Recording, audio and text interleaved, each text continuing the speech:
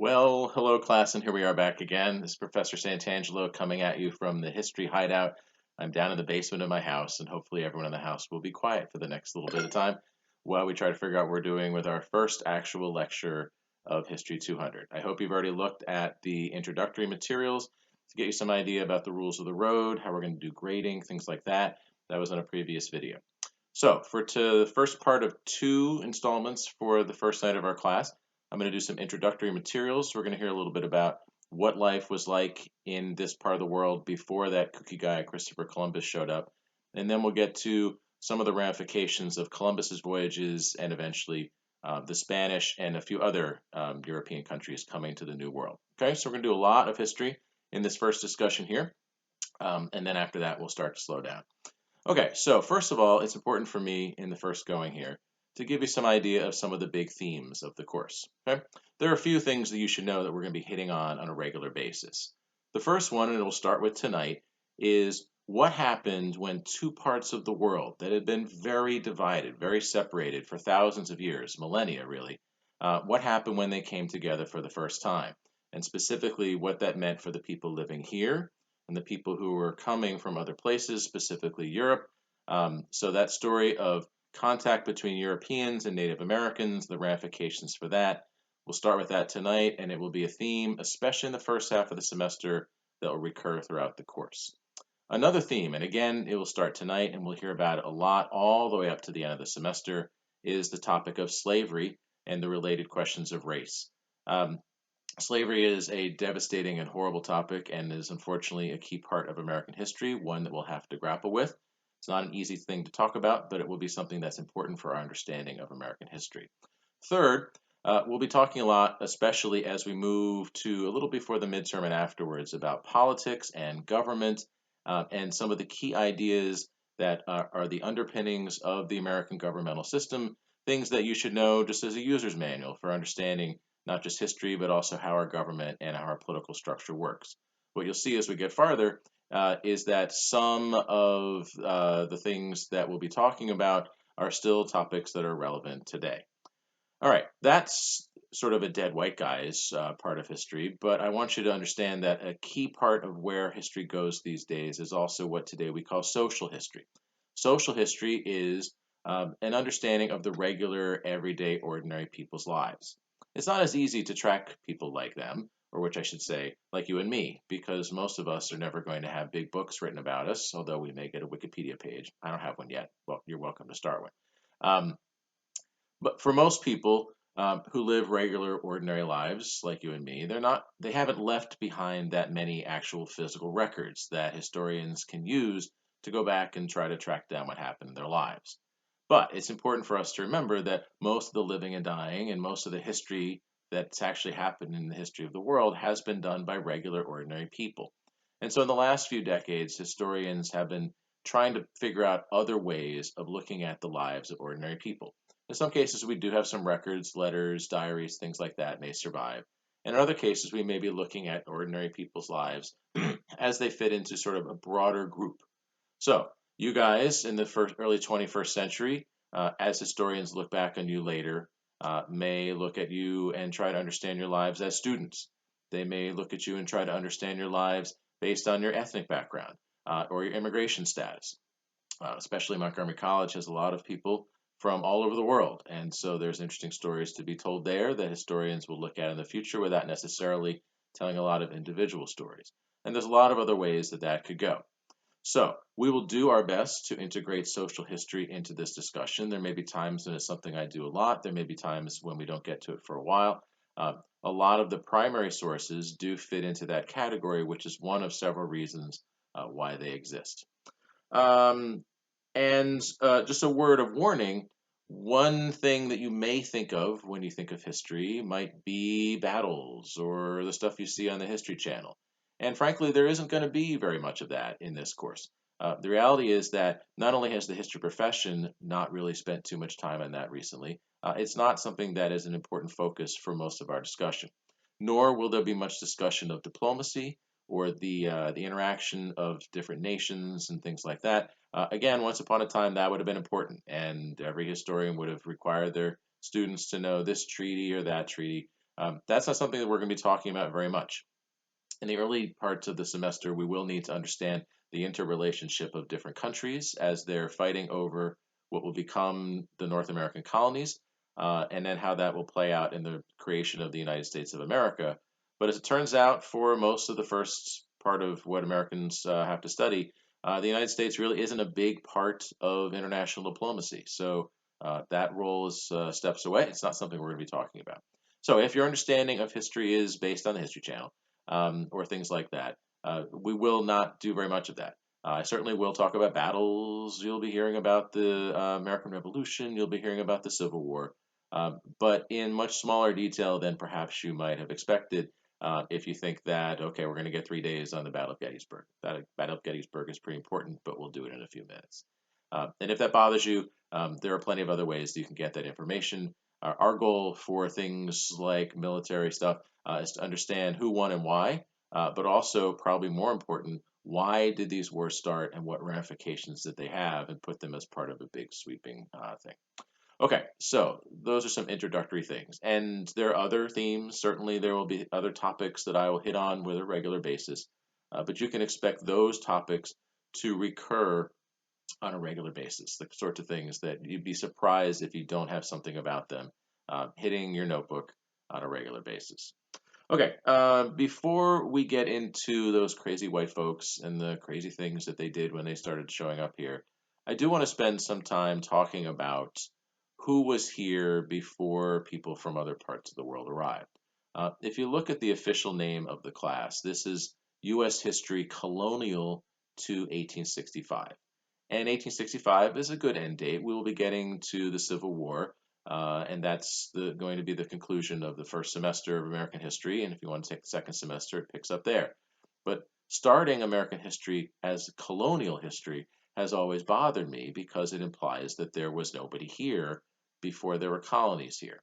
Now, I am by no means a historian of Native America, and a lot of the information that we have about the people who lived here prior to the arrival of people like Columbus and other explorers, a lot of that isn't really historical in the true definition of the word because that is usually based on written documents.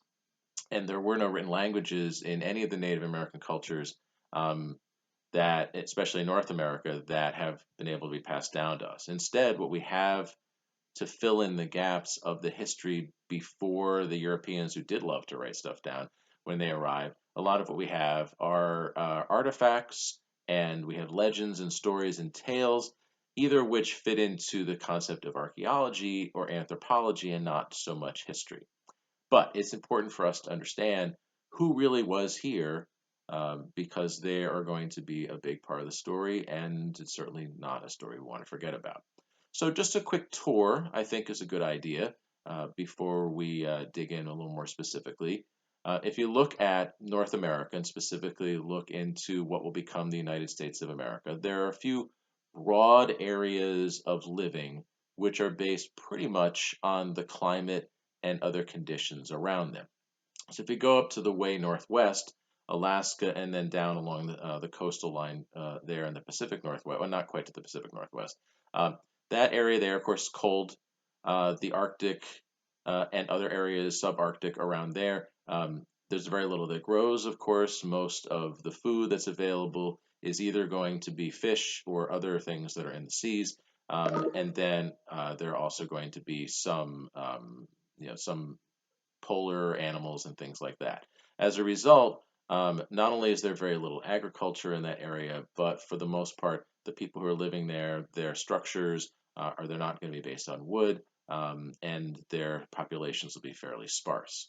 Skipping over the Pacific Northwest, which is a region that I want to get back to, if you look down the coast, so again, we're on the Pacific side, if you look down the coast and roughly what is now more or less the Pacific coast, California and the areas around that, one of the most complex parts of the old Native American lives. If you think of California as a large and complicated state today where people of all sorts of different backgrounds and lifestyles live, you might be pleased to know that that seems like that was historically determined because way back in the day, hundreds of years ago, a complex group of different tribal peoples lived sometimes very close to each other, with very little interconnection. There are more languages spoken in what is now California than were spoken in all the rest of what's now the United States. An incredibly complex place, partly because that area has a lot of different climate and other subsections, which led to the development of different cultures. So if you think of California as sort of this crazy, strange, weird place, I'm not going to say it was crazy, strange, and weird, but it was certainly complex. Okay, if you work your way across what's now the American Southwest, so broadly um, the mountain region and then the American Southwest of New Mexico, Arizona, etc., was fairly sparsely settled. The mountains, of course, are very difficult to live in because there's very little that grows there, although there are animals there to eat. And then the arid regions of the American Southwest, although we will be coming back to them because there were some important things that we're going to hear about some of the folks there, was also fairly sparsely settled because it's difficult to find food. Um, the rest of the continent, though, very much the opposite. The broad Midwest region, where you don't have a lot of lush vegetation, but you do have a lot of greenery, a lot of low grasses, and therefore a lot of wild animals. There were a whole bunch of different Native American cultures that existed west of the Mississippi River and east of the mountains and the desert areas. Um, Later on, when I was a kid, these used to be the tribes that would be the bad guys in all the John Wayne movies, and they would ride on horses and shoot John Wayne and his girlfriend. Fortunately, we understand a much more culturally sensitive understanding of their lives now. Although a lot of those tribes were fairly nomadic, they certainly didn't have horses because there were no horses or almost any other kind of domesticated animal anywhere in the Americas until the Europeans arrived and brought them. Certainly no guns or anything like that. Instead, although sometimes nomadic and although sometimes more fixed and settled, um, those tribes there were a complex group of tribes that intermarried and intermingled. Um, the eastern seaboard, and by that I'm going to say broadly east of the Mississippi River, was the most densely populated of North America, of what's now the United States, before the arrival of the Europeans. And that has a lot to do with climate and other conditions. There's complex water networks, which not only allow for food, but also for transportation and trade.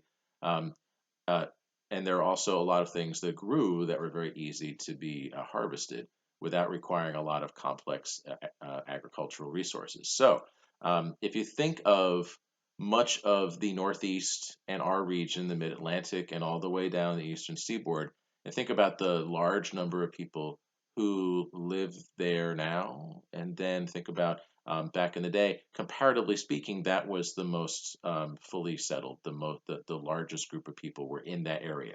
It's also hard to imagine to put your head around the idea that places like Rockville or Silver Spring or D.C. or Baltimore, all the way up to New York, that those were places that were filled with trees and lots of wild animals and things living there. It's hard to imagine now. Of course, it's hard to imagine looking at New York City right now and imagining any people there with all the pictures of the streets practically deserted during our current crisis. But um, back in the day, that was really the lushest and the most beautiful, in some ways, part of the Native American areas that they settled. Um, okay, let's get some idea of where people are coming from, and also I should take a second and just talk about who these people are and what we're going to call them. Um, Certainly, for the purposes of naming, we have kind of a problem because this crazy guy, Christopher Columbus, who I'll be making fun of a lot as we go on, Columbus, when he arrived, was completely lost and unfortunately thought he was right near India or in India. And so when he reported back and even brought back people that he met, he defined them as Indians, and that name stuck even after later it became obvious that they were nowhere near India. And so that's clearly ridiculous. The alternative term that is frequently used as sort of a trade-off, a little more accurate, is Native Americans. And Native Americans is a term that I am comfortable with up to a point, except for the fact that, well, nobody in the 1400s or earlier had ever heard of a place called America, and therefore talking about someone who lived in that place as a native to a place they never heard of does seem a little peculiar. So, my basic feeling when you're not sure is to ask people. And I can tell you that I personally although not in any way Native American. I'm Italian. I personally have spoken with people from various parts of the West and the Midwest, people who have a tribal background, and have asked them their preference. And I'm going to go basically with what I've been told, which is that neither of them is a really good solution. I once met someone who told me that because Indian is so obviously wrong, they kind of like it when white people call them Indians because it makes them feel guilty, and I can see the logic there. Um, Most of the languages that were spoken by these various cultures, they defined themselves in a word that was unique to their specific language, but they had no particular need to have a word for broadly all the people on the continent, and so most of those words would have just been translated into English as the people. Clearly, I'm not going to be referring to the people because that will be confusing. So I'll be going back and forth, Native American, Indian. Um, I don't really think that either of them is the best choice, but they're what we've got. So that's what we've got. It's also worth talking about just how many people there were. Your textbook says that there were roughly 20 million or so people living in the Americas prior to the arrival of the Europeans from outside, and I think that that's a decent guesstimate. Um, with about maybe 2 million of them living in what's now the boundaries of the United States of America. Um, that's, of course, a huge difference when you compare how many people are living in the United States now, which is a little over 330 million, to 2 million. Certainly, that raises lots of questions about the use of land, about how population works, and about the kinds of cultures that grew out of those differing use of the lands between the Native American tribes who lived here hundreds of years ago and the American culture that's been established over the last few hundred years. Um, Population, and the problem is, of course, we don't really know. As we're going to hear a little bit later, we are really just guesstimating. There were no numerical records that were taken by the tribes themselves that came down that we can use. And sadly, by the time people started to actually make some counts, many of the tribes had been decimated by disease, warfare, and other things that occurred to them in the years after the first arrival of significant European settlement. So we're really just guessing. Tragic truth there is that we don't entirely know how many people lived here, but certainly there were many fewer people living in North America, in the Americas in general, and especially in what's now the United States of America. Okay. Some These tribes were incredibly diverse. It's estimated that at least 200 different languages were spoken in what's now the borders of the United States. And ethnologists break languages down into language groups. Probably 20 or so different language groups were spoken, which means languages that had a related background, usually spoken in one particular region, and so forth. There's a great complexity also of the sophistication of some of these tribes. Some of the most sophisticated Native American civilizations, if you're looking at technology, science, and understanding of the natural world, a lot of those were farther to the south and not within the borders of the United States itself. The Aztecs, the Incas, people like that, who we'll be hearing about in a little bit. Um, Most of the tribes living in what is now the United States of America were hunter gatherers or had made that next step up to some kind of agriculture, which involves settling down and growing food, raising livestock, and so forth. Some of those tribes are doing that, some of them are not. There also was a lot of diversity in how the tribes are organized. Although most of the tribes had male leadership, there were tribes with female leadership or tribes where the women made the decisions except in times of war, and that indicates that war was something that happened. There's a lot of different kinds of people, and they traded, and they also fought against each other.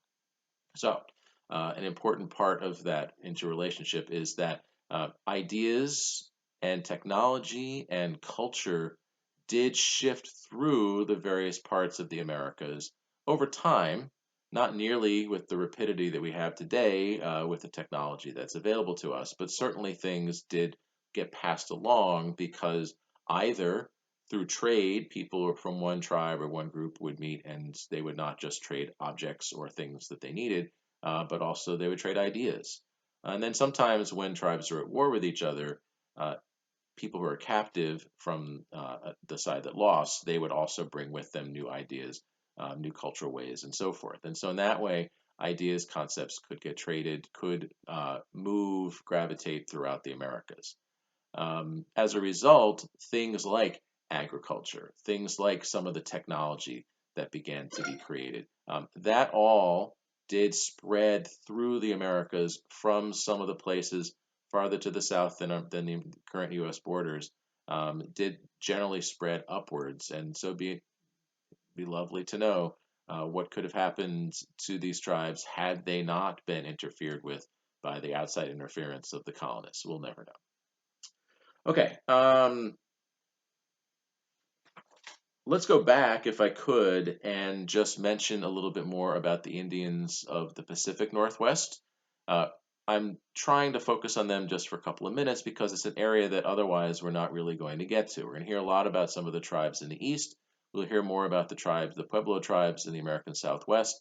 And then later in the semester, we'll hear something about the tribes that were in the Midwest. But I really won't be able to get to what's going on in the Pacific Northwest. And I think they're kind of interesting, and they also give us some idea of the kinds of things that we do know and we can understand about these Native American peoples from the days before the Europeans arrived. So, the Pacific Northwest, and if you've been there, of course, it's been in the news, sadly, with everything that's started out in the Seattle area. The Pacific Northwest is very wet. There are lots of rivers, deep, complex river network. The Columbia River is the biggest, but there are a lot of other important rivers and smaller rivers that branch off from there. And as a result, the tribes that developed over the centuries in that part of the world, um, they developed largely based around the river. As a result, the salmon, which is the most important and the most interesting of the fish that's available for them to eat. The salmon was the main part of their diet, but also of their yearly routines. Because the salmon, which is an incredible fish, the salmon swims upstream up to its spawning banks every year, just like clockwork. It's part of a natural instinct that happens among the fish. And as the Native American tribes of this region realized over the years that it was possible to get this food stuff essentially coming to them, the fish would swim right up the river. And so the various tribes would wait for that day when that happened. uh, Basically, the entire community would come together and just gather fish out of the river. In today, of course, this leads to problems of overfishing, but in those days, they had found sort of the right balance of how much population could be sustained by the fish that are going to be available. Uh, the salmon was also a key part of the religion because as the fish uh, as the fish arrived, the first fish was considered to be the leader. And so there is a ritual where the first fish would be captured by one of the leaders of the tribe. There would be some important rituals that would be spoken over that fish, and then it would be returned to the river because they wanted to make sure that that leader would remember to bring the rest of the fish back for the following year. Uh, After the fish were harvested, after they're caught and then harvested and cured and preserved for future eating, there would be communal festivities and so forth. And then for the rest of the year, the various people of the Pacific Northwest would break up and go to different areas, that different families and different sort of extended families that was their area. So a fairly sedentary and sort of small village kind of life, where large extended families that were partly masculine led and partly feminine led would spend much of the rest of the year growing some food, hunting.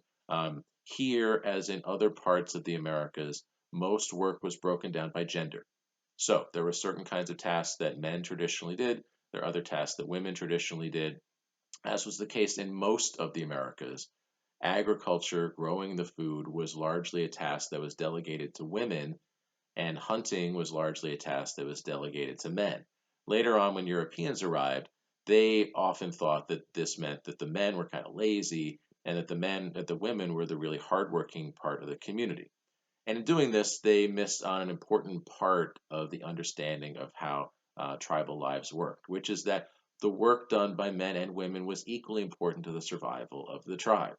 So uh, the work that the women are doing in the fields, growing and harvesting food, is equally as important as the work that the men are doing, whether it's catching fish or actually going out into the woods and trapping or catching animals out in the woods.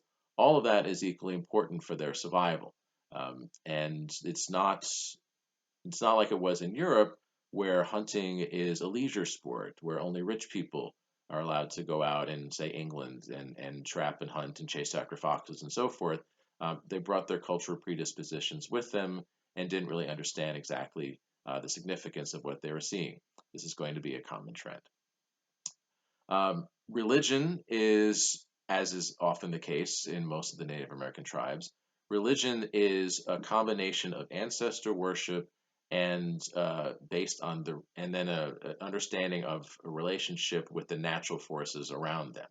Most of the Native American tribes, all up and down North and South America, most of those tribes had some kind of spiritual understanding of the natural forces around them.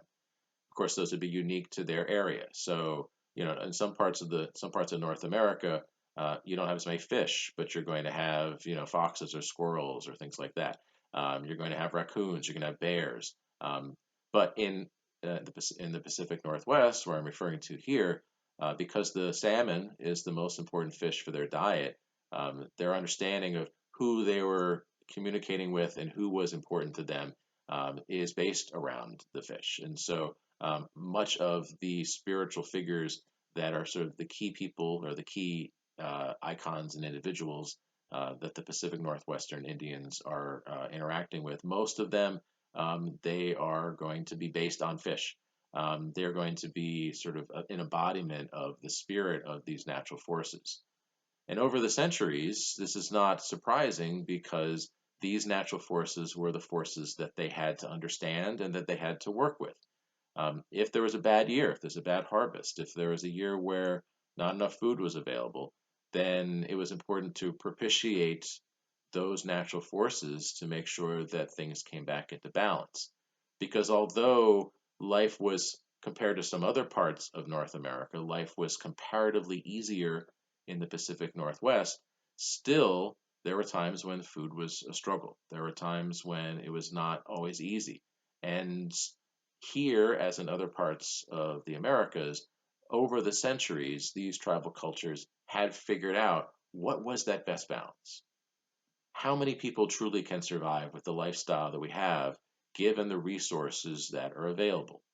Europeans arrived later and had very different ideas about how the land should be used and the relationship between humans and their land.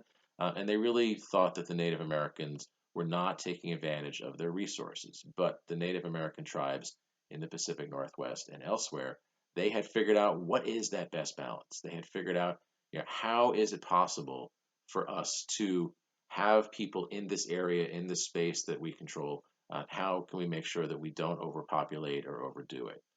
Um, yeah, so the the social structure in the Pacific Northwestern tribes is very interesting because in some ways it mirrors some of the ideas of the Europeans who will someday begin to arrive on this continent. It is very largely based on materialism in a way that other tribes are not. Pretty much no tribe that we've encountered that we know of had anything like the understanding of private property that the Europeans brought with them when they began to show up in the 14 and 1500s. Uh, but there was, in the Pacific Northwestern tribes, there was an understanding of objects and the value of objects, especially the social value of things. And so, wealthier, which is to say higher status families, not only had more, but they could also flaunt more and thus show off their status. And this was especially notable in an important cultural trait, a cultural pattern called the potlatch, a ceremony that would take place in most of these tribes at various times. So, if your family or your extended family or your tribal group had something that was worth celebrating, and this could be a change in status like a marriage, this could be a birth, it could be what today we would think of as a promotion, but essentially a status change. So becoming closer to a tribal leader or maybe even moving into a leadership position, something like that. When there was something like that worth celebrating, then in the fall, after all the big harvesting is done, after the fish have come and they have all been harvested, After this particular branch of the tribe, once they know what they have, then at that point they would spread the word that they were going to host what's essentially a big party. And it's similar in some ways to the lavish graduation parties or a quinceanera or a wedding. I've been to some pretty fancy weddings in my day. The idea would be invite as many people as you can feed and host and entertain for days at a time. These potlatch ceremonies would frequently go on as long as a week. And in that time, the host family would provide all their guests with all the food that they desired and with shelter and entertainment and so forth. And then at the end of the potlatch, would give all of their guests a gift, sort of a parting gift. Thank you for coming. Now, in that gift, the hosts would demonstrate their understanding of the social hierarchy because people who were more important would be given more or more important gifts than people who were just regular people. So I guess if I went and I was invited to a potlatch, then I would be lucky if at the end of the potlatch, the host would maybe give me a barrel of fish, a little pat on the head, and say, "Hey, thanks for coming, Professor Santangelo. It's nice of you to bore us with your stories about American history," which hasn't even happened yet. But a more important person, so a tribal leader or an important religious figure or somebody who is considered to be an elite in some way, that person would be given more, whether that's, 8 baskets of fish, or maybe it could be something as elaborate as a canoe or some other thing that took a lot of time and effort to make. Those people would be given more. And those people, therefore, would have more when it came time for them to have their own potlatch ceremony. So, in this materialistic way, not only did the rich get richer and the poor get poorer, but also they affirmed who's where in the pecking order of this community. And this is one where I think we can see some connections to some of the cultural traits that the Europeans are going to show up with, although obviously there are some important differences as well. Now, if you're familiar with the Native American cultures, you're also familiar with some of the cultural folkways that we have seen from there. Many of the Native American tribes, the Pacific Northwest and on up to modern day Alaska, are famous for their carvings, the totem poles, which represent not only religious ideas and religious figures, but also they were about kind of like politics. They're kind of like a political cartoon in the newspaper or a meme that you might run across on the internet, because the faces that are carved in the totem poles are supposed to be recognizably like a person in the community. And so to be carved on a pole, on a totem pole, where you are sharing a face with an important icon, like for example the salmon, is obviously an indication of status. But there are other ways in which the totem poles would be used as a way to kind of make fun of people or to take them down a peg or two or whatever. We haven't entirely figured out all the little bits and pieces of what's going on there, but it's a complex and very interesting and very long-lasting kind of artwork that there's examples of in the Smithsonian and, of course, all over the Pacific Northwest. Fascinating. So, just a quick example of some of the things that we do know about who the folks were in North America in the Pacific Northwest. I could go on in great detail, but maybe I can't because it turns out that Native American history is something that I can only really give you just a little piece of it. Okay, so with that understanding and remembering, it's important for us for the whole rest of the semester to remember, of course, there were people here. Of course, they had complex cultures. Of course, they lived lives and they'd been here for millennia, ever since the first of the ancestors had come across that land bridge 18,000 years ago or so. Um, and of course, they had lives and loves and complexity, and certainly were worthy of being able to go on with the lives that they're living. It turned out, however, that things were going to be changing for them, and those changes began to really accelerate in about the 1500s in the Western calendar. But it's worth pointing out as we transition over to talking about sort of the rest of the world and their contacts with this part of the world. It's worth pointing out also that prior to this Columbus guy, whoever he was, prior to that, there had been clearly there had been evidence of people coming to the so-called New World from the other parts of the world.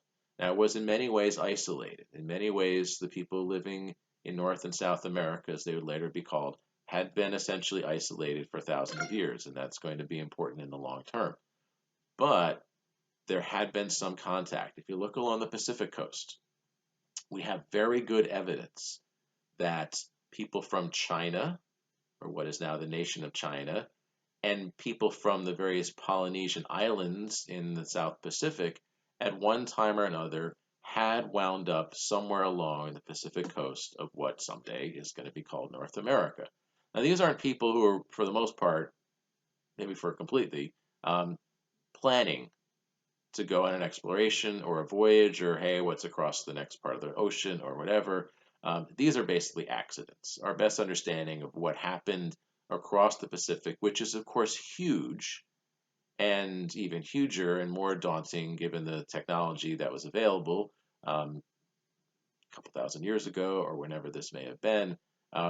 What you're talking about here is someone who was on a boat or a small an outrigger or whatever, and they get lost at sea.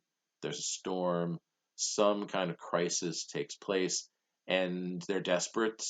And then, luckily, prior to actually starving to death or being swamped and never being heard from again, luckily they were able to find their way across to this large landmass that they didn't know existed already.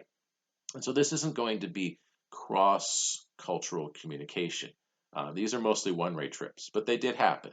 We've got good evidence, archaeological evidence, and some anthropological evidence to justify our belief that, especially from the South Seas, the Polynesian islanders of one parts of Polynesia or another definitely got to what is now the Americas, and we have good reason to believe that there were people from the mainland China had also been here, and possibly, as you get into the 1400s, there were people in China who had a better idea that there may have been a large landmass across the Pacific that might have been worth exploring had there been more time to get to it. So there was some. There also, similarly, was some contact that took place on the Atlantic side. Over there is Africa. Africa, if you look at it on the map, is really not that far away. I mean, by the standards of the world, from parts of South America. And we have pretty good reason to believe that there were people from Africa who had similar journeys across the Atlantic Ocean and did land at various parts, probably in South America. And again, these are accidents for the most part. They didn't lead to any kind of long-term network of trade. You're not going to go back after you've survived a harrowing voyage across the ocean that you just barely survived and tell everybody back home what you found because you probably aren't going to make it back. But those people who did make it here successfully brought with them artifacts, cultural ideas, and so forth that we have pretty good evidence to believe that this sort of thing at least happened sometimes. And then the Europeans. The Europeans are going to be the big part of the story because they're just so grabby. But we have pretty good reason to believe that well before that Christopher Columbus guy was even a glimmer in his father's eye, there were some sort of cross-Atlantic communication, or at least explorations and voyages. So some of these are just stories, things that you can choose to interpret as you wish. I've always wondered about the legendary stories of Atlantis, which go back to the Greeks and the Romans, whether that was based on something that somebody just kind of figured out, but then never put all the pieces together. But more specifically, moving ahead a little bit farther, roughly 700 AD, the Irish, and Ireland, of course, is a little island off the northwest corner of Europe, and therefore farther away from the center of Europe and more Atlantic and therefore closer to North America. The Irish have stories of Saint Brendan around 700 AD, who took a voyage to some non-Christian civilization somewhere across the Atlantic Ocean, came back to tell the tale, and supposedly had some success in bringing Christianity to those people that he found. Possibly that's just Irish malarkey, but it does seem to imply that somebody in Ireland or the farther coastal off coast regions of Europe may have had some idea that there was somebody else across the ocean somewhere, certainly. Jump ahead a little bit to the Norse people, the Vikings, as they're called. Roughly 1,000 years ago, the Norse people in Scandinavia were the terrors of Northern Europe. And they were explorers, travelers, and also raiders. They were very maritime. They have lots of ships. And as a result of their travels, not just for conquest and stealing and taking things, they're pretty tough guys, pretty tough folks. Um, but also they began to explore around a little bit more of the North Atlantic region, and as a result, the Norse people encountered first Iceland and then Greenland. And of course, that's not what they called them. They called them something in Norse that I'm not going to try to even give justice to because, you know, no chance there. Um, Legendarily, you may have heard this already. Of the two islands, Iceland was encountered first, and the Norse people set up a colony there first, and then later they found Greenland. Greenland is icier than Iceland, and Iceland is greener than Greenland. But the Norse people realized that on a pure public relations matter, that calling something Greenland would make it easier for people to consider moving there. Um, the Norse people were, if nothing else, they're pretty good at PR and they're good at stories. So about 1,000 years ago, and the story now is about 1000 AD or so, the king of the Norse people, a guy named King Olaf, had recently converted to Christianity. And King Olaf decided that those colonies that he and his predecessors had established in Iceland and Greenland in the previous decade, century or so, um, he decided that it was important for Christianity to also be brought there. And so he entrusted a guy who worked for him, a guy named Leif Erikson, with the responsibility of bringing Christianity all the way out to Greenland. And Leif Erikson got on a ship and he headed out toward Greenland, and somehow he missed.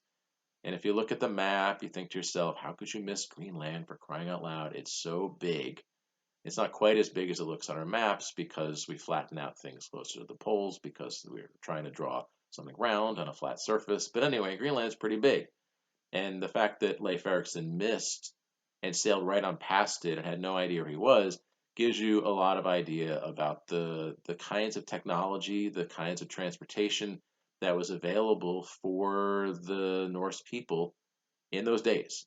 And really, for quite a while, that's about the effective limitations of transportation because you can't put that many people on a ship. They don't have any kind of sonar, radar, GPS, or anything like that. They head in a direction and follow what people before them have done, and they hope for the best.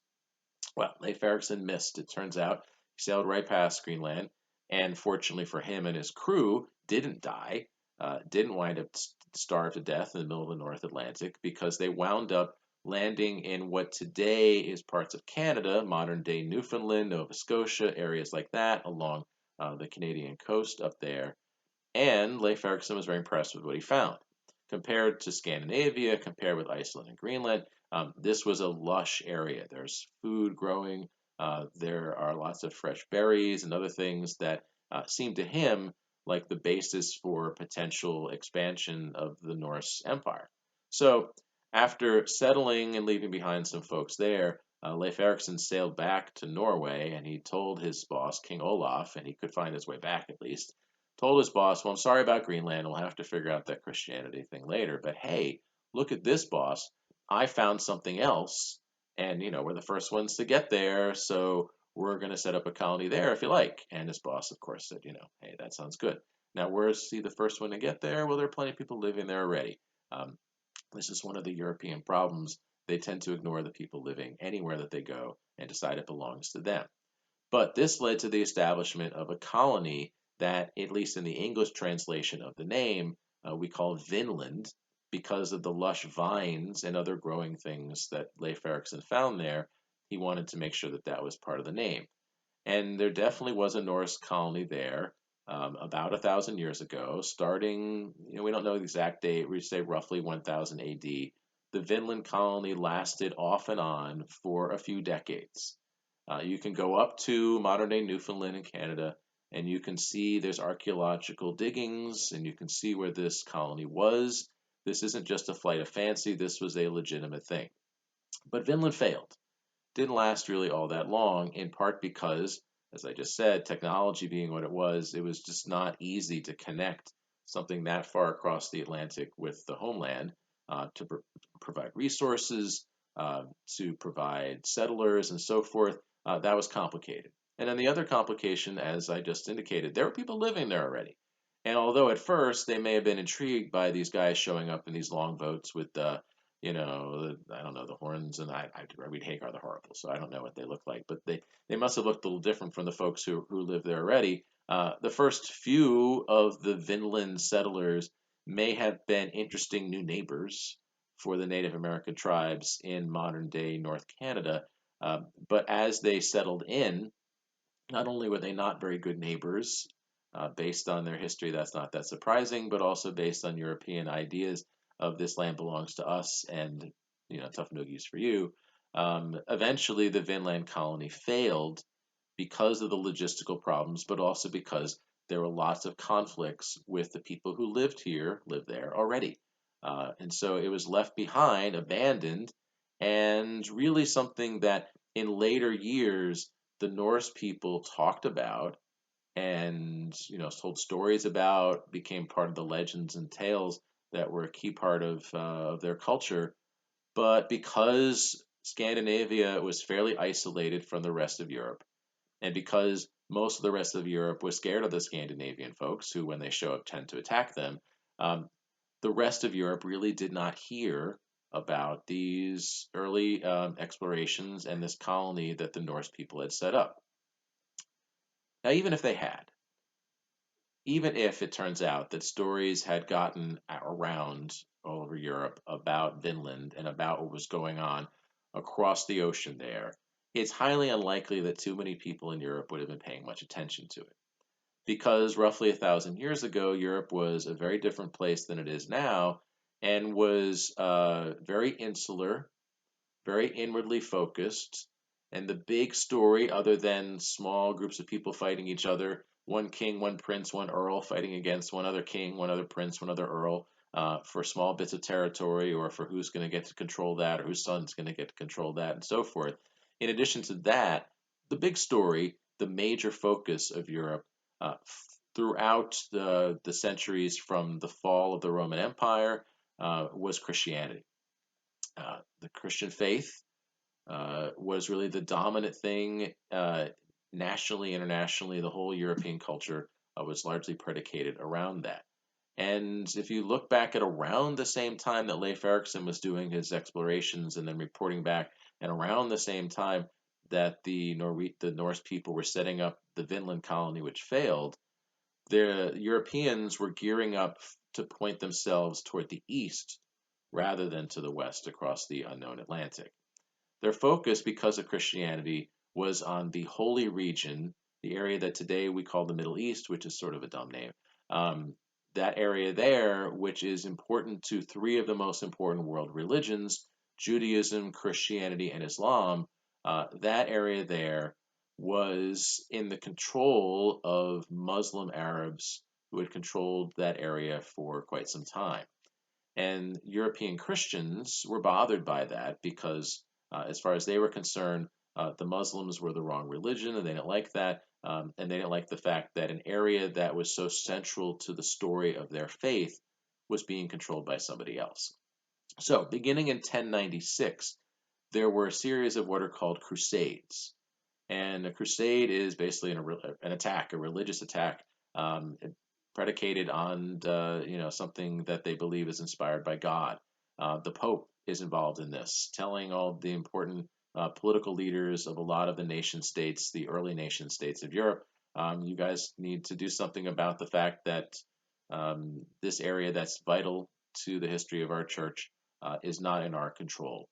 The fact that they're called the Crusades, plural, should give you some idea of how effective they were. The First Crusade, which started in 1096, was somewhat effective. There were a bunch of people who left from Europe, crossed the Mediterranean, and wound up in areas that are in the Bible and so forth. and were able to gain some territory for a time before the Muslim peoples who dominated that area pushed them out again. But the European Crusaders tried again, and then again and again, multiple times, trying to launch these invasions from Europe to the so-called Middle East, to the Holy Land, with less and less success. Eventually, the last of the Crusades was called the Children's Crusade. Some monk got the idea that the reason why they had failed was that they weren't holy enough.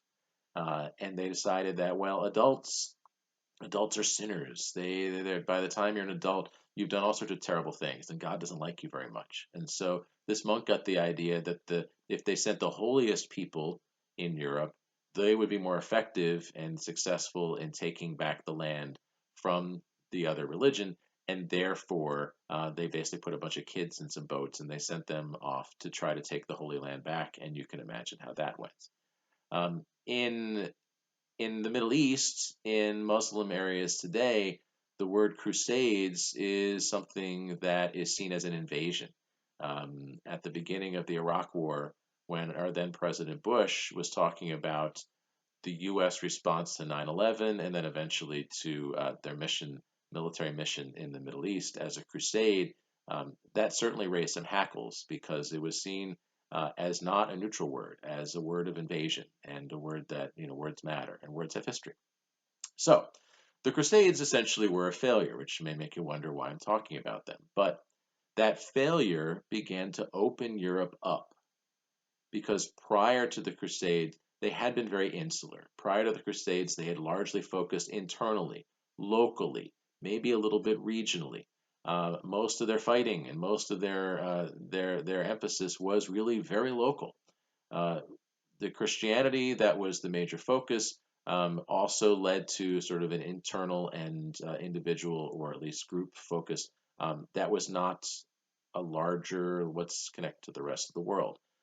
Essentially, Europe had pulled back from a previous understanding of and connection to the wider Mediterranean world that previous European dynasties, previous European eras have been more greatly involved in. So the Greeks and the Romans and other big parts of the world history story, they had a better understanding of the world than the Europeans did roughly 1,000 years ago. But the Crusades began to change that because as the European Crusaders are crossing the Mediterranean and heading east, they're going to places that, although previous centuries Europeans knew had a lot of experience in, now this is pretty new to them. And so they're mapping new territory. But they're also encountering new culture and coming back with different things that they didn't have available to them before. In particular, as the Crusaders had to leave after their failures each time, they brought with them some things that they found in the Middle East that were not available in Europe that they knew people in Europe back home would be interested in. Some of these are just stuff that is just based on greed. There was gold and other precious metals that the Europeans were interested in, as many cultures throughout the world were interested in these precious metals, but not all. They also found fineries that were not available in the courts of Europe. So there were silks and other kinds of clothing that simply weren't really available in Europe. Even the wealthiest people, even the lords and ladies and the queens and so forth, the kinds of clothes that they had available to them were very coarse, very little color. And so when the European crusaders came back from the Middle East and brought with them silks and other fine garments, certainly there was a lot of attention to that. And then, probably most important, at least for the long term ramification, is related to the area of food. European cuisine was pretty bad. Um, for most people, you're talking about what you can grow and what you can kill. And although they are, they're not hunter gatherers, they're settled down communities, there are a lot of limitations based on the climate, the soil, and other conditions. And so, pretty much most people are living on a diet that's based on pigs or cattle, and the meat that they're eating is pretty bad. If it's time to eat, if it's time to, kill the family pig or whatever, Then you kill the pig and then you slice it up. And then if you have dinner the first night, it might be pretty fresh. You still have to eat more of that the second night or the third night until you finish up the entire animal, all the edible parts of it. Which means that by the third or fourth night, the leftovers they are basically rancid. They're almost inedible by any modern standards. They're going to make you pretty sick. And there are limited ways that they had to cure it, which is to say to preserve it for future use without it bothering them. And there are also limited ways to flavor it to make the taste of it a little bit better. Pretty much what they had was salt, and that's more or less it. But the spices that were in more profusion in the Middle Eastern communities that the Crusaders went to when they invaded during the Crusades, those spices provided new opportunities for new flavor and also new ways to preserve the food. So the Crusaders brought back with them, starting after the First Crusade at the end of the 1000s, um, the Crusaders brought back with them spices that then became all the rage throughout Europe because everybody wanted to eat something other than gross salted pig or gross rancid old cattle. So at least, mask the odor with cloves and cinnamon and other kinds of spices that became available as a result of the beginning of this sort of cross Mediterranean network. Now, of course, it's a little bit weird and a little bit suspicious that the Europeans have just spent hundreds of years fighting against the Muslim people, and now they want to trade with these same Arabs and other Muslims in the southern and eastern Mediterranean. But eventually, a trading network did get established, and it turned out that most of the things that the Europeans were interested in they realized didn't originate in the area where the people they're buying them from live. In fact, what today we think of as the Middle East is really was before 1,000 years ago was essentially the end point of a very long, complex network of trade that went all the way through Asia. And the origin points of some of these spices, some of these precious metals, the silks, and so forth, the origin points of them were much farther to the east. And the Arabic traders and other people in the Middle East, they were perfectly willing to do business with the Europeans because the Europeans had things that they wanted too. But they are middlemen in the end, and they're charging a lot for it. Because if something originates in China or India or other parts of the Far East, then of course that's a long voyage, a long process, either on the seas or more likely over land. Um, Expensive, difficult, lots of losses, and therefore the final price to the Europeans at the end of that long route of trade, that final price is very high. So the Europeans are interested in this trade and interested also in where it originates from because they'd rather cut out the middleman and honestly they would rather not have to do business with people who they used to be fighting against who they don't think very highly of anyway. In the typical traditional European way of thinking it, that they're the only ones who matter in the world and their ideas are the only ones that are right. So this trade that began really took off starting in the 12 and 1300s, among other things, began to enrich certain areas of Europe that previously had maybe had their glory days, but now are starting to come back. If you think about the map of Europe and specifically the way the Mediterranean part of Europe is set up, Italy, which was not a unified country until 1871, but Italy, the peninsula of Italy, is very well positioned for this trade because a lot of the ships that are going across the Mediterranean are going to have Italy as a likely stopping point, and a lot of the big city states along the coast of Italy, on either side of Italy, a lot of them became very wealthy as they became the key middlemen from the trade is originating with the raw materials coming from, say, India or China, all the way across Asia to the Eastern Mediterranean, where the Arabic traders would be the middlemen there, put them on ships that would take them across the Mediterranean to Europe, and those ships would stop in Italy and then from there disperse to the different parts of Europe.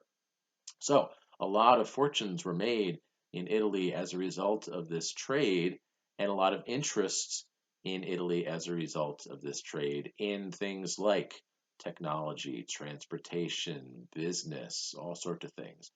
And the result is that Italy is at the leading edge of what historians refer to as the Renaissance, this period where Europe began to kind of reawaken or regain interest in ideas and really in the rest of the world in a way that they had really not during the long period of the Middle Ages after the fall of Rome.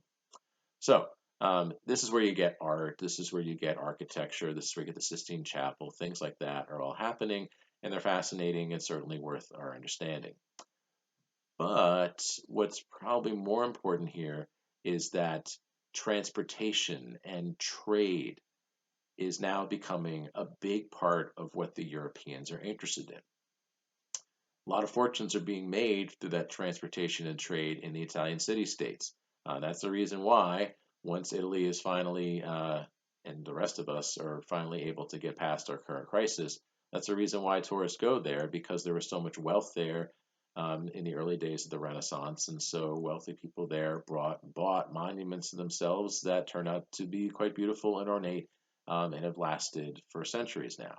Um, but other parts of Europe were a little bit jealous about this because it seemed to them that the Italians, just based on the accident of geography, the Italians were getting a lot of the wealth, and the rest of the Europeans basically had to pay the Italians for the right to get these things that they wanted.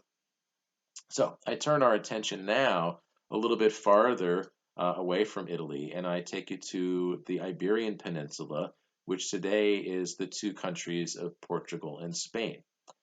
Spain also, of course, is a major area, a major hot point for the terrible coronavirus outbreak.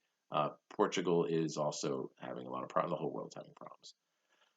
Portugal is the smaller and traditionally the sort of afterthought, the less vitally important of the two nation states of the Iberian Peninsula.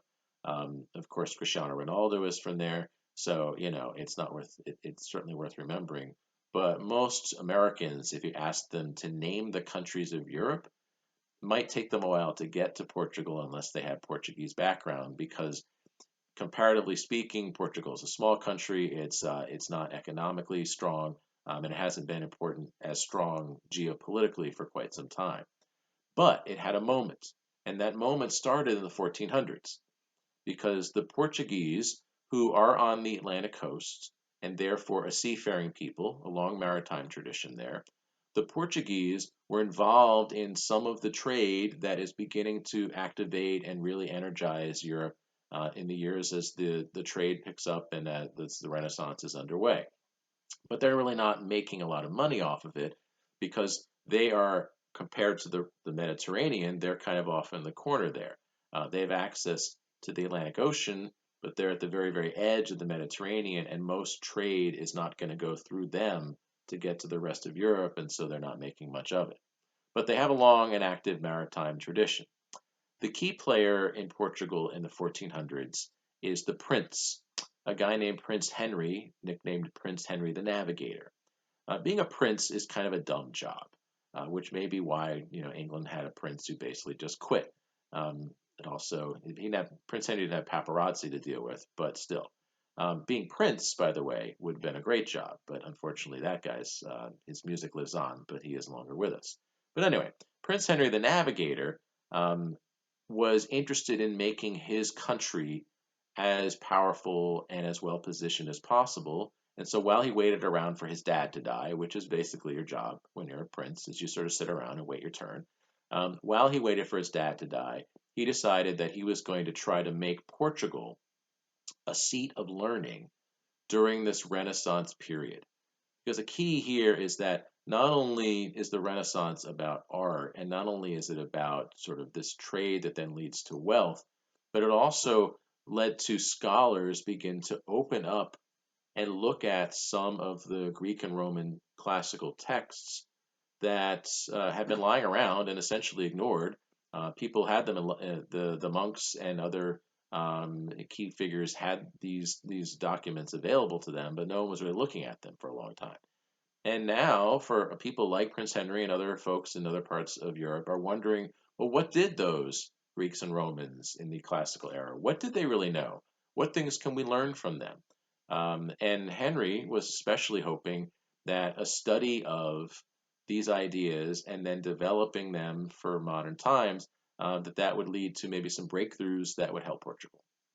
So, Prince Henry established in Lisbon, the capital of Portugal, established essentially a think tank. And he invited scholars from all over Europe to come to Lisbon. He would provide them with a place to live and provide them with, the research materials that they would need. But really, what he was hoping for is that if he put together a lot of the smart people on these new ideas about technology, transportation, trade, shipping, and so forth, if it was possible to get them all together, then maybe they would come up with ideas that Portugal could learn from, that Portugal could profit from. And so this think tank, this study center, um, led to some important developments in things like shipping, and things like sail making, rope making. But they also spent a lot of time looking at geography. And in fact, the Europeans are digging up and looking at ancient Greek and Roman texts where the classical scholars really had a very good understanding of the way the world worked, with some very key omissions that they hadn't realized. So, for example, if anyone has ever told you that Columbus proved the world was round, that's nonsense, because Columbus didn't do any such thing, but also it's nonsense because most educated people by the time Columbus is in the story knew that the world was round. It's not hard to prove the world is round. If we were allowed to go outside, it would not be that difficult for us to do the kind of basic experiments that people do in a physics class to show not only that the world is round, but roughly how round it is. You just need a couple of people and it visible to each other, but at the top of like Macklin Tower, and then someone else down below, or someone else on the top of another building. It's not super hard to do. And the ancient scholars had left behind evidence to show that. But they'd also left some maps of the world. And Prince Henry and others of his think tank looked at the map of the world. Of course, they don't see anything across the Atlantic, because that part of the story we're going to get to. But they looked at the map of the world and they said, well, if our goal is to get the natural resources that Europeans want, which are the precious metals, the silk, and the spices, if our goal is to get that as cheaply as possible and without going through as many middlemen, well, then it makes sense for us to figure out a way for us to get a shortcut over to Asia. And they looked at the map, and Portugal, although was not well established in the Mediterranean trade, it was well established in the Atlantic trade. And just south of Portugal, just on the other side of the Mediterranean, of course, is the continent of Africa. Europeans had had interactions with African peoples in the North Mediterranean cultures for centuries, for millennia. But they didn't really know how big Africa was. The old maps that Prince Henry the Navigator and other people in Portugal are looking at indicate that Africa, well, it's not that big. It goes down basically to the Sahara, and then after that, it's done. And given where Portugal was on the Atlantic seaboard there, Prince Henry decided that if they could figure out a route to get around the much smaller Africa than is on our maps, because they didn't know how big it was, then that would allow Portugal to get a straight shot all the way to India, and then from there to China. And so, therefore, Prince Henry, and then after he passed away, other Portuguese leaders began to sponsor voyages along the African coasts, trying to figure out a way around it, essentially. Um, these voyages were expensive, as pretty much any big expedition is going to be. And although Prince Henry and then the other people who led these expeditions were wealthy, they don't have unlimited wealth, and so they needed to afford them somehow. And therefore, the Portuguese did what other Europeans do historically, terribly, tragically, with the incredible egos that they have. As they got to places that there was nobody living there that they'd heard about already, so basically, as they get past the immediate North African civilizations that they had communicated with, that had in fact taken over Portugal at various times, after they got past that and they go along the Atlantic coast of Africa and they're encountering people that they'd never met before, they decided that that stuff belonged to them. So Portuguese explorers, as they hug the coast, and they stay very close to the coast, because if you get too far away and your ship sinks and you're going to drown, and that happened a lot, as they hug the coast, where they found places that seemed like they would be good for them to have a base, or maybe to grow things that they could then sell, they left behind African colonies and then continued to work their way down. Ultimately, the guy who got all the way down to the bottom of the coast there is a guy named Bartholomew Diaz. Bartholomew Diaz got all the way down to the bottom of Africa in 1488. Then he turned around. I don't really know why Bartholomew Diaz is that popular. There's like statues to him and so forth, because he didn't really finish the mission. He sort of came back and told the Portuguese folks, "Here's what I found, and I know how big it is." And by then they'd realized that Africa was a heck of a lot bigger than they had ever guessed. But that's how it turned out for them.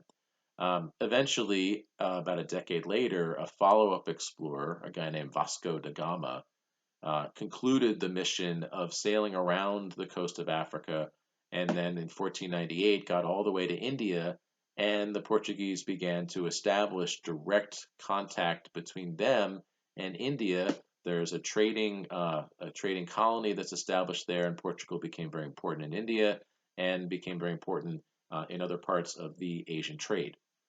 And that was very good for them. That's not that great for some of the folks in India, especially not very great for the people in Africa, as I'll get to in a second.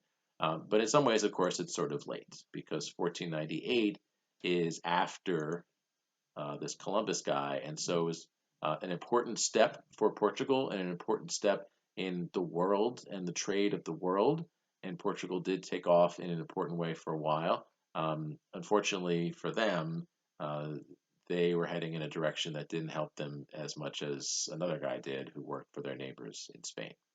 Before I get to him, though, let me just talk a little bit about what was going on in Africa as the Portuguese explored and as the Portuguese, their voyages went farther and farther south. I already indicated that the Portuguese set up bases and began to grow things either on the along the coast or on the islands along the coast, as they tried to make these missions basically pay for themselves.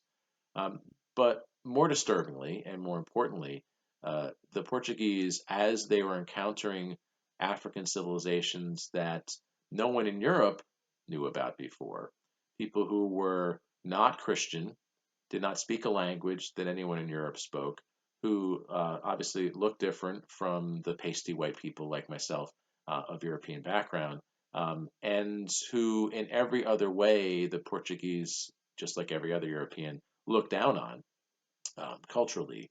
As that began to happen, the sub-Saharan people of Africa, as the Portuguese are meeting them along the coast of Africa, the Portuguese decided that these were people that they could enslave. And at this point, the Portuguese in the middle and late 1400s initiated the kind of slavery that you may think of when you think about slavery. Slavery had existed. Slavery is as ancient as any civilization I've ever heard of. To be honest, I look from time to time to try to find evidence that there were major world civilizations in parts of the world that never had slavery, and I've never found one. I hope that I do someday. But it appears that slavery, taking the enforced labor of another person and making them work for you, it appears that that is almost as old as humanity. And it was something that happened in the Native American tribes. It was something that happened in Asia. It was something that happened in the various African communities. It happened in Polynesia. It happened certainly in Europe. There was slavery in ancient Greece. There was slavery in ancient Rome.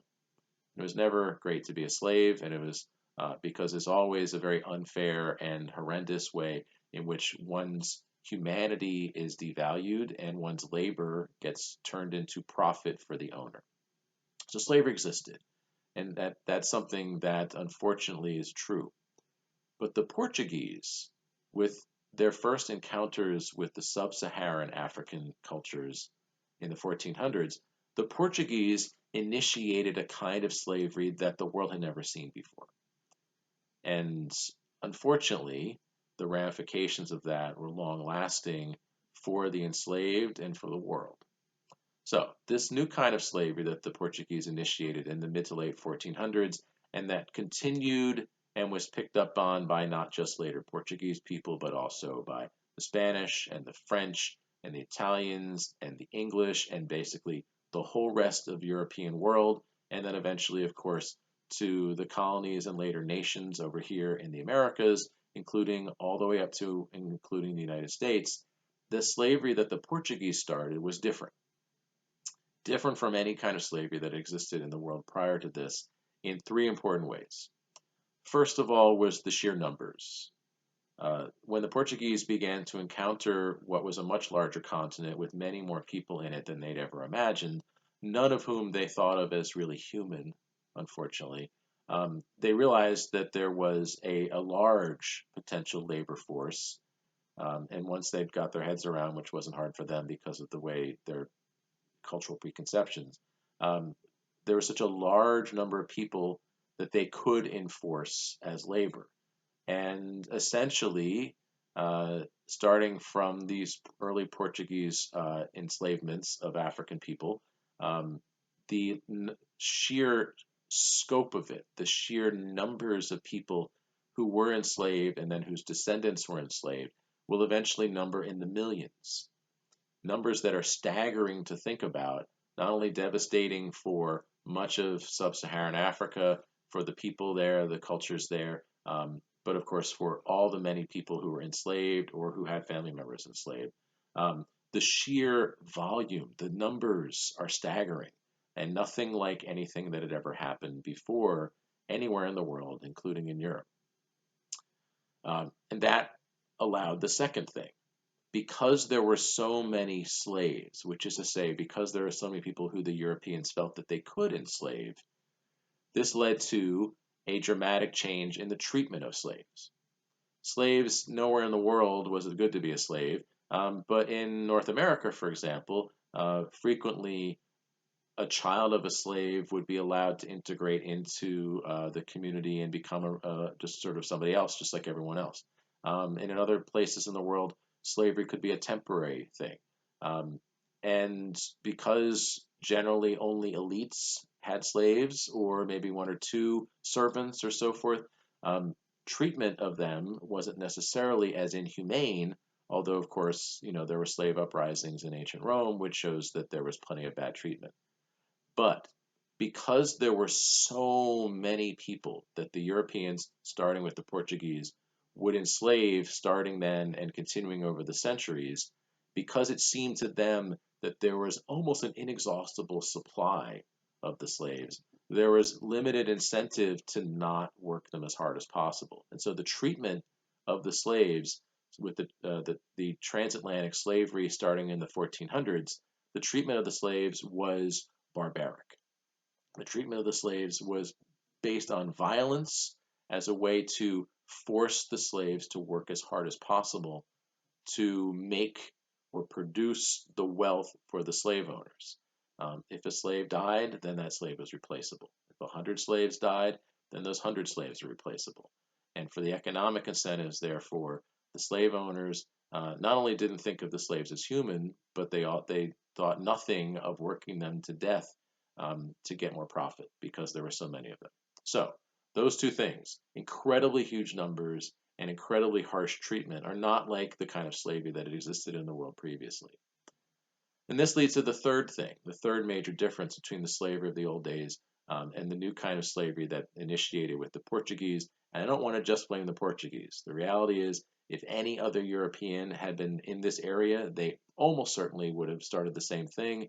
And very much that's true because all the rest of the Europeans got in on this business. And it was a business, a terrible, horrible business of owning and enslaving and violently enforcing slavery on the bodies of millions of people. So, how do they justify it? Slavery was justified partly by religion. The Europeans were Christian.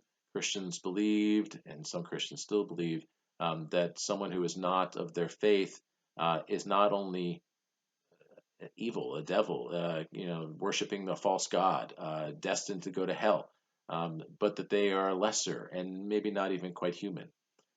Related to religion is culture, a belief that the European culture was better and superior to that of anything that they found in Africa.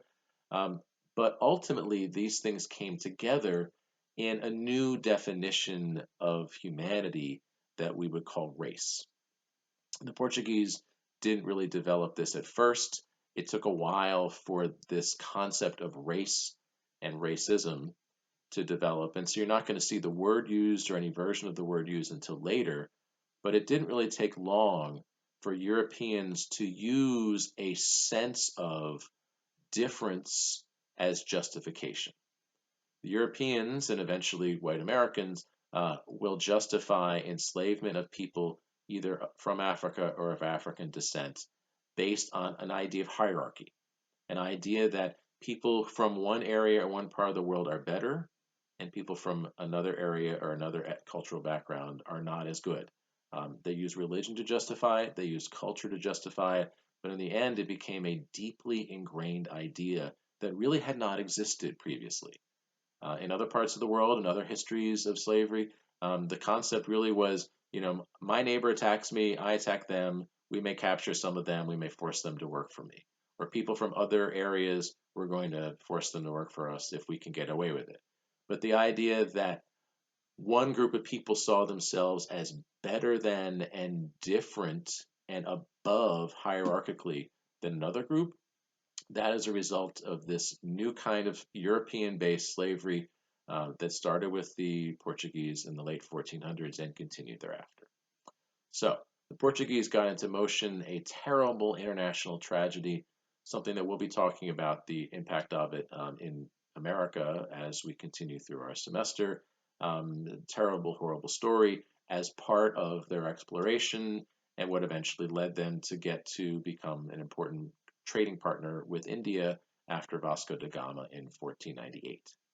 But as I said, 1498 is a little bit too late because this Columbus fellow had come along. And Christopher Columbus, an important guy, not somebody who I'm a huge fan of. You can summarize what most people know about Christopher Columbus in the following sentence: Christopher Columbus discovered America. And that's nonsense, not least because every word in that sentence is wrong. First of all, Christopher Columbus is really not his name. He was born in 1451 in the Italian city-state of Genoa as Cristoforo Colombo, which is a nice Italian name. Christopher Columbus is the English version of the Latin version of his name, and that's, the English became a big deal, and certainly in the United States they are, and therefore we have their version of the Latin because Latin was the sort of international language. So, not even his real name. Columbus discovered America. Well, he can't discover a place that actually the name didn't even exist yet. And of course, he discovered nothing because, as we'll see, he was lost. But also, you can't really discover something that 20 million people already live on. And as it turns out, he didn't even know where he was. Okay, so quick background on Columbus, because although these other explorers that I talked about, Leif Erikson and so forth, and then the people who were coming accidentally across the Atlantic and the Pacific, although they had led to contact, Columbus is going to be a big deal because after him, the rest of the world is going to continue to come to those parts of the world. And so we need to understand his moment. Columbus, as I said, was born in Genoa. It was an important Italian city-state, today mostly known for its salami.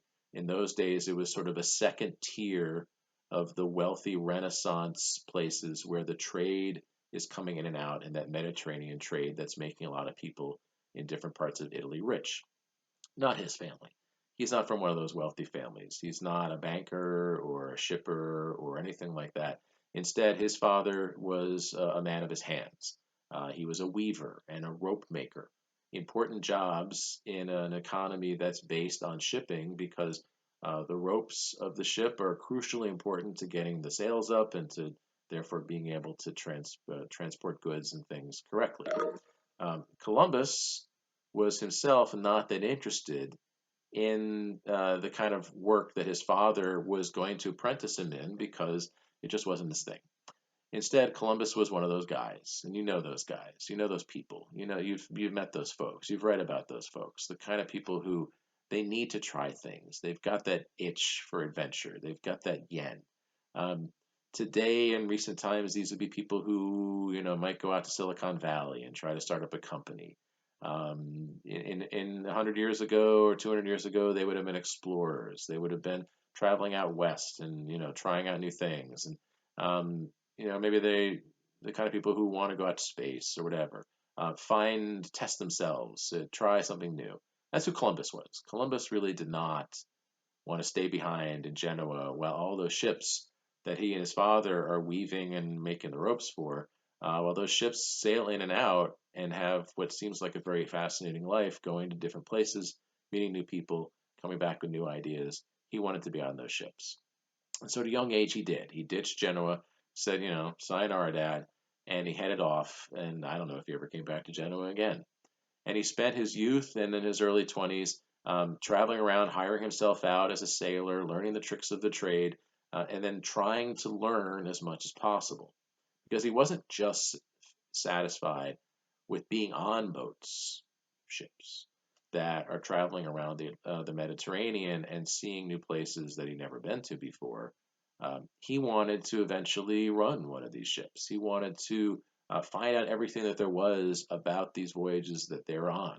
So he was the kind of guy who, after his shift was done, when his messmates would go down and sort of take a nap in the hammocks down below deck or whatever until their turn was to come on deck again, he would, rather than go rest, he would talk to the navigator. He would go up to where they're steering, and he would say, "So listen, how do we know that this is the best way to get where we're going? How do we know for sure that the trade winds are going to take us where we want? How do we know that this is the best way to set up the sails and so forth?" He's fascinated, got a million questions. Kind of guy who I think would probably be kind of interesting to be around until the questions got a little bit old. And then one day, a lucky thing happened to Christopher Columbus. He was on a ship that sank, which normally would be bad news. But in this case, as I said, they try to keep their ships as close to the land as possible because ships sink a lot. When he swam ashore, and he was one of the handful of survivors, he was in Portugal. He was not far from Lisbon. And Portugal, at that time, was where Prince Henry the Navigator had established the seat of learning, where scholars are investigating the exact kinds of questions that Christopher Columbus wanted to know more about. So, I mean, come on, kid in a candy store. He did his best to make himself useful, and he began to try to catch up on all this learning that they had, and he's decades behind, but he did his best. And he is looking at some of the same old classical ideas and books that these scholars had been looking at this point now for a couple of decades. And Columbus, arriving at the time where the Portuguese are well into their trans-African voyages, Columbus began to have a different idea of the map. He is looking at the maps of the world that they had gotten from from the classical civilizations, the Greeks and the Romans, with basically Europe, Asia, which they only know a little bit of Asia, and then a little bit of Africa, and that's the world as far as they know. As the Portuguese explorers had began to realize that Africa was much bigger, they're filling in that part of the map and realizing that the Africa that they had on the old maps was much smaller than the real thing. And Columbus said, well, listen, what if we're going about this the wrong way? What if going around Africa is the long way? He knew that the world was round. As I said, every educated person knew that the world was round. The question, though, is what shape round? As far as Columbus was concerned, based on his investigations, it wasn't shaped like a ball, but instead more like an egg. And as from what he could tell, going around Africa was going around the long side of the egg, and the quick way to India would be to cut around the back. Columbus did some calculations, and he came in and he said that he thought that the voyage around the back, essentially cutting around the back of the world, that would be a voyage of, I don't know, a couple thousand miles. Now, first of all, based on the technology they have, a voyage of a couple thousand miles would be almost impossible anyway. but also the other scholars who looked at his interpretation said, "Well, you're completely wrong. Your numbers are off. This doesn't make any sense. There's no way you're right." And they all thought of him as sort of a crank. But he was convinced that he was right. And although he couldn't convince the Portuguese leadership to give him a ship to prove that he was right, because they had all of their eggs, no pun intended, they had all of their eggs in the basket of the voyages around Africa, and eventually they were successful and they're not far away. They're heading their way soon to get to India and finally have that big payoff and become important in the trade. Um, there's no way that they're going to be interested in sort of carving off a bit of that and giving that to Columbus and letting him try this harebrained scheme. So instead, after he couldn't find anyone in Portugal to fund the voyage, instead what he did was he traveled around Europe to try to find some other important person, some other national leader with money, somebody, a dumb guy with cash, to give him something that he could use to then prove that he was right. And the selling point is, well, if I am right, then whoever you are who hires me, you will get in on the direct trade route to India and China and the other powerful and rich Asian nations. So he went around and did his best. He went to Spain, they're not selling. He went to France, they're not buying. He went all the way to England, which is pretty crazy at that point because England, for a lot of people in the main part of Europe, seemed so remote. They seem almost like barbarians. Um, it's an indication of how desperate he was that in the late 1400s he went all the way to England, but even then, they're not interested. And so then he traveled back through Europe and tried again. He wound up back in Spain in 1492 at a propitious time in Spanish history. Spain had become a truly unified nation that year, with the marriage of Ferdinand and Isabella, who were from the two powerful parts of Spain. Their marriage unified the country basically to the modern Spain of today. They really don't like each other very much, but it's one of those marriages of convenience. And they had also finished the job that had been going on for quite some time now of trying to push the northern African Muslim people, the Moors, who had at various times taken over parts of Spain and Portugal. 1492, they had finished the job of pushing them out, and Spain became a fully Christian country again. This is at the peak of the Spanish Inquisition, and they're also cracking down on the Jews of the country and trying to make Spain the most powerful Christian country in Europe at a time when that meant a lot. So when Columbus went back to the capital in 1492, in the capital of Spain, he found Isabella and Ferdinand in a happy mood. It seemed like things were going well for their country. And although he did seem a little crazy, it was still maybe worth trying to give him just a little bit of what they had to see if he wanted to take a shot at something that, if successful, could be very valuable for them indeed. So they gave him three ships: the Nina, the Pinta, the Santa Maria. They gave him letters of introduction to people out in Asia.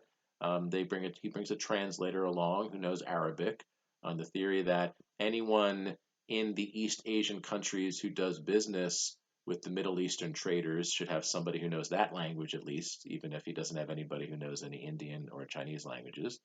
And he brings some examples of the things that they want to do trading with, and then they outfit him with supplies and a crew. There are some sailors aboard, but this is the way that they did these things in those days. A lot of the people on board the boats, they just emptied the jails. This is a way for a long time that you get sailors on a big, dangerous mission.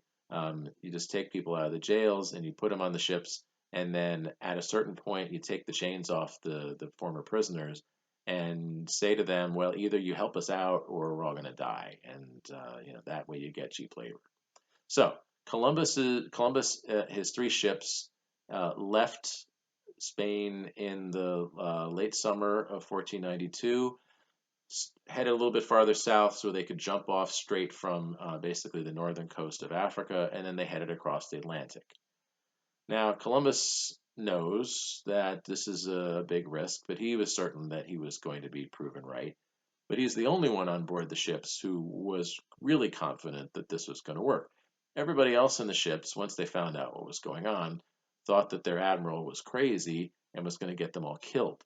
And the key guy is the guy who knows how much food they have, because it's not like you can get all the way around the world or all the way across the Atlantic and realize that you're out of food and then turn back and make it back in time. If they're going to turn around, they can only do it when they have about half of their food left.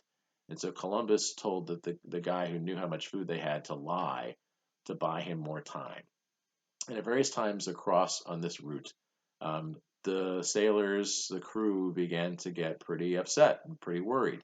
And there's some times where he's worried that they're just going to throw him overboard and sail back to Spain and say, "Oh, Columbus guy, we never heard of him. Oh, he fell overboard. Yeah, it's too bad. We missed him, but here we are and we're alive." So he made speeches. He made speeches where he appealed to them and their nationalism as Spaniards. "We will do it for the glory of Spain," and they all cheered. They're excited about that for a little while, but then they realize, well, we're still going to be dead. Um, then he made speeches where he appealed to them as Christians. "Let's do it for the glory of Christianity. Let's do it for the glory of God." And they all cheered at that, and then they thought about it and like, well, maybe God wants us to head back home and not die in the middle of the ocean. And then he did, he saved the best for last. He said, "Let's do it because we're all going to get rich." And they cheer at that because that's a nice concept, but you can't really spend money if you're dead.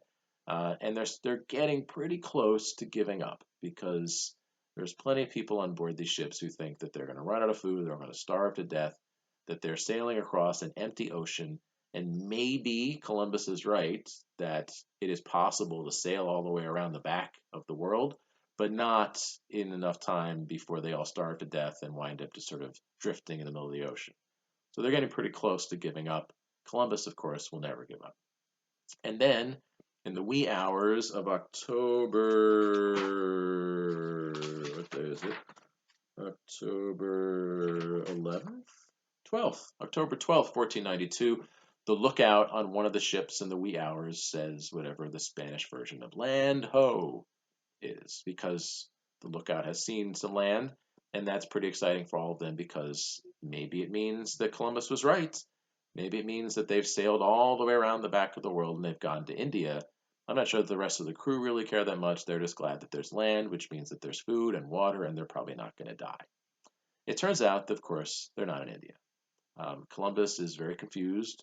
Columbus's understanding of the world and the size of the world and the shape of the world is way off. Columbus in the story is kind of like that dad who refuses to ask for directions until they finally sort of, drive off the edge of the Grand Canyon or something like that. In his case, he's lucky that it's not the Grand Canyon that he ran into, but instead the Bahamas. Uh, Columbus and his crew landed at what he believed was the tip of India, based on the north-south geography. That was what he was aiming at. He sees that there are people there. He's convinced that these are people who are Indian, like the folks he's looking for, and began to refer to them that way. And thanks, Columbus, for that stupid nickname.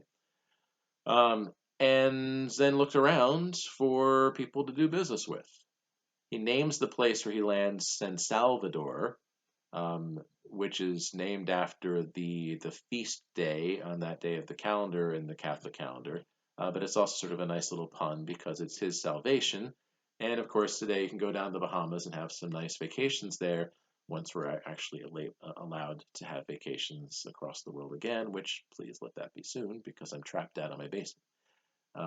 So he is not in India. He is not anywhere near India. And he has no idea that he's not anywhere near India. But he began to wander around and ask people if they had the stuff that he was looking to do business with. And so he's brought examples. He's got some gold, he's got some silk, he's got some spices.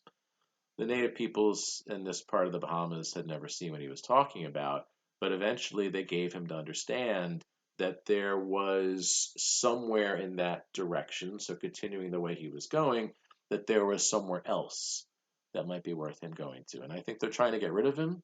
But anyway, so he packed up and they sailed further into what is still sometimes called the West Indies, even though again it's nowhere near India.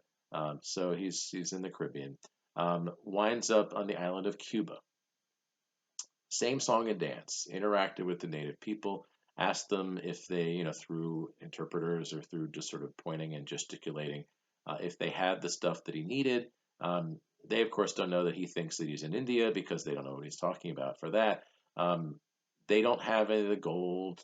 They don't have any of the spices, they don't have any of the silks, but they also can point him farther into the chain of islands that is in the Caribbean. And so, he's going to head in that direction. And he thinks, okay, maybe these are just things off the coast of India, and I'm almost there.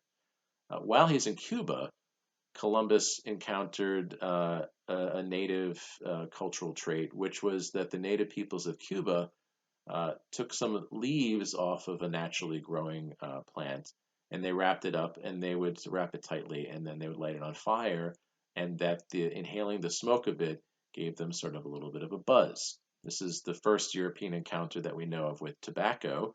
Columbus, I'm not sure if he himself, but certainly other people on the voyage with him tried it out. They liked the little kick that they got, and eventually they brought some of it back with them to Europe, which is going to eventually lead to a major international craze for tobacco. Thanks a lot, Christopher Columbus.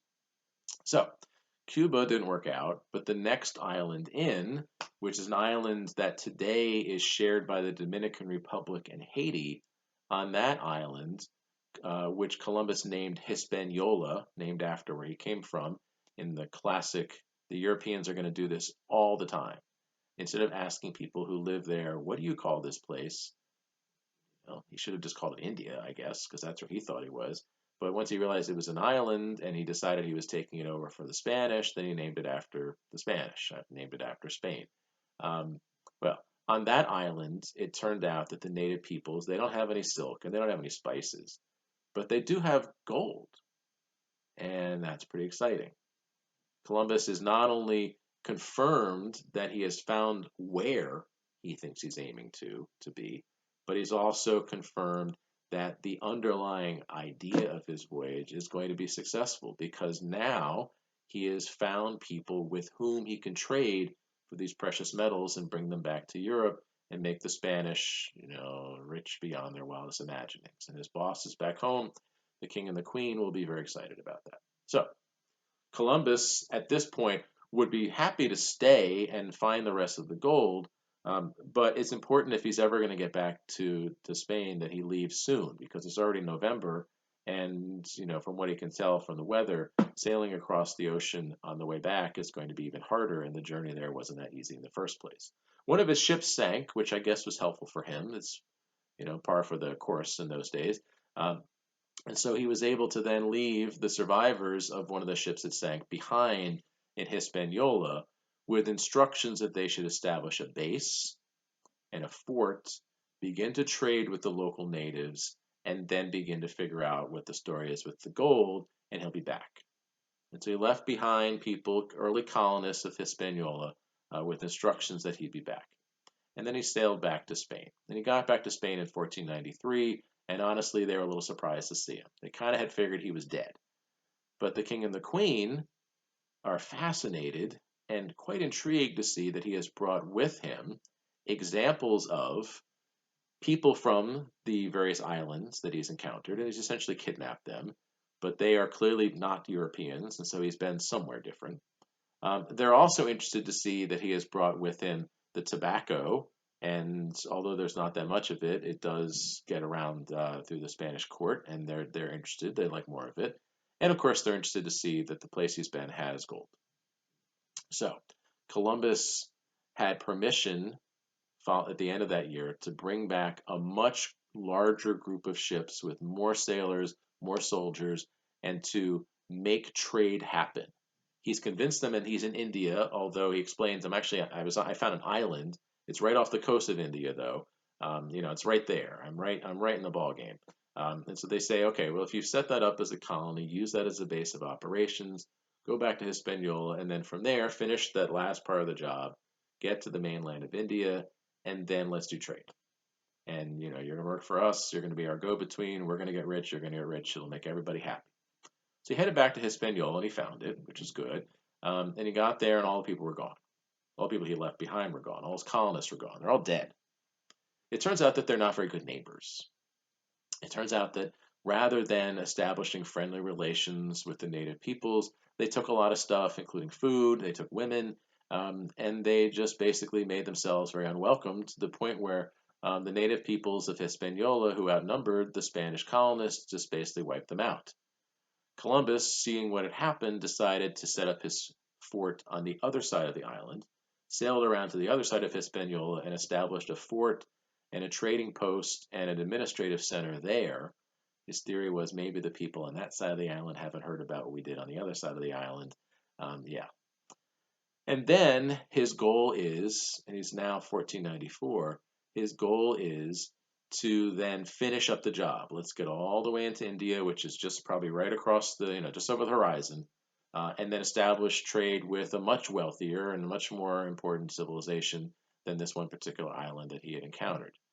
The problem is that it's very hard for him to get anybody to stay on Hispaniola because the native peoples there want to kill them, and there really isn't any gold. It turns out all the gold they saw when they first visited the previous year, that's all the gold that there was on the island. And there isn't any more gold to be found, and so it wasn't really a lucrative thing. Who wants to stay behind on this rinky-dink little island is what they're thinking. We want to go with you and go all the way to India where the real riches are to be found. And so Columbus had an HR problem. And his solution to that problem was, well, if you guys don't want to stay behind because you don't think you can get wealthy on Hispaniola, I'm going to show you a way you can get wealthy. So what Columbus did was he drew a quick map of the island, just sketched, this quick rough rectangle, nothing that looked like the real island. And then he drew hashtags on it and divided it up into different sections. And then each of the colonists who are supposed to be left behind on Hispaniola to make this early colony work, each of the colonists, he is giving a section of the island, the whole section. Every one of these colonists is being given on that map, you get A1, you get B7 or whatever. That's yours. You, colonist, whatever your name is, you get that whole thing and you get whatever's there. If it turns out there's gold there, that gold's yours. If it turns out that you can get other precious things in that section, that belongs to you. If that's not available, then you can grow things that then can be sold back to Europe. This is a lush tropical area. All kinds of stuff can be grown there that you wouldn't be able to find in Europe. Grow it, sell it. And as a result, you can get wealthy that way. And the key throw in, any people who live on that section of the island, they belong to you too. The native peoples of Hispaniola, he is giving them away to his colonists as an incentive so that then they're going to make wealth and therefore feel like this is worth keeping. This process of dividing the land into different sections and giving European colonists the land, the profit, any valuable things, and the labor of the people living there, this is called the encomienda system. And it's the first example of Europeans beginning to take land away from the native peoples of the New World. It's also an early example of the kinds of interaction that Europeans would have with the Native Americans, which often was predicated on slavery and almost always was predicated on taking as much as they possibly could and taking it for their own profit. So, Columbus, not a big hero. When we get to Columbus Day in October and, public schools aren't closed, but other places are, and there's parades in New York and things like that, and maybe we'll have parades in New York by then. Well, let's hope. It's a dumb holiday. We're celebrating a guy who was lost, a guy who was confused, a guy who was culturally an aggressor, a guy who established all kinds of precedents that are going to lead to all kinds of bad things for the native peoples, not just on Hispaniola, but really establishing precedents that will continue all throughout that part of the world. Not a guy really to celebrate, which is why probably much smarter for us to have, let's say, Native Peoples Day or Indigenous Peoples Day in October instead.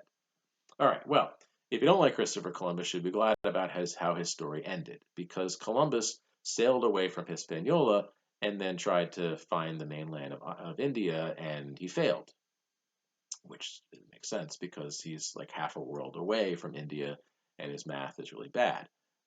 But he was convinced it was near somewhere. So he left behind different settlements, not just in Hispaniola, but other parts of the West Indies, and then headed back to his bosses back in Spain. And he said, yeah, it's not quite working out. I'm really close. I know it's right there, But I haven't quite found India yet. I know it's just like right around the corner. I must just, I need to zigzag this way instead of zigzag that way or whatever. And his bosses, they sent him back one more time and it still didn't work out. And eventually they started thinking, well, maybe Columbus is the problem. Maybe he's just sort of dumb. Maybe he's a bad navigator. And so they began to hire other people to travel around and explore that area to try to find India or some kind of Asia anyway. Instead, Columbus was really ticked off by that they didn't really believe him because he'd already begun to make them wealthy. And so he decided that he would pay for his own voyage, borrowed money from everybody he could possibly borrow money from, fitted out a bunch of ships, hired some sailors, and then just at the turn of the 14 into the 1500s, one last time went back to the basic area that he'd been in and explored a little bit further, and finally had to give up. Came back to Europe, came back to Spain. All these people that he'd borrowed money from said, "Hey, where's our money? You promised us that you were going to make us rich because you're going to establish trade with India, and you've got nothing. You've got a few tobacco leaves." And in the end, because he couldn't pay his debts, Columbus got arrested and thrown in jail and died in debtor's prison, convinced to his dying day that he was in Asia, that he was right off the coast of India, that he had found a way to get from Europe all the way to Asia, never ever figured out that he was lost, that he was completely half a world wrong, never figured that out in his dying day. Instead, the Spanish hired other people to explore around and to sort of see what else they had found there, because they're getting some value out of being the first Europeans to encounter these civilizations, and they're beginning to set up some plantations and to grow things that they can sell back in Spain and other parts of Europe.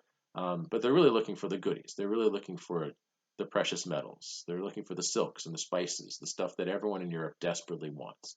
And so they hired other people to do it. A lot of the people they hired turned out to be Italians, because the Italians have this experience from all that Renaissance shipping and so forth. And in the end, there's an Italian guy who at least is given the credit for the next, what to us seems like an obvious observation. The more exploring around that happened in the late 1490s and into the early 1500s, the more of that that's going on, the more at least some of the guys on the ships start to figure out, you know what? Like, we're encountering a lot of land and there's like a lot going on. None of it's on any map. And it seems like there's a lot of it. Maybe we're not just not in Asia. Maybe we're in a whole new part of the world.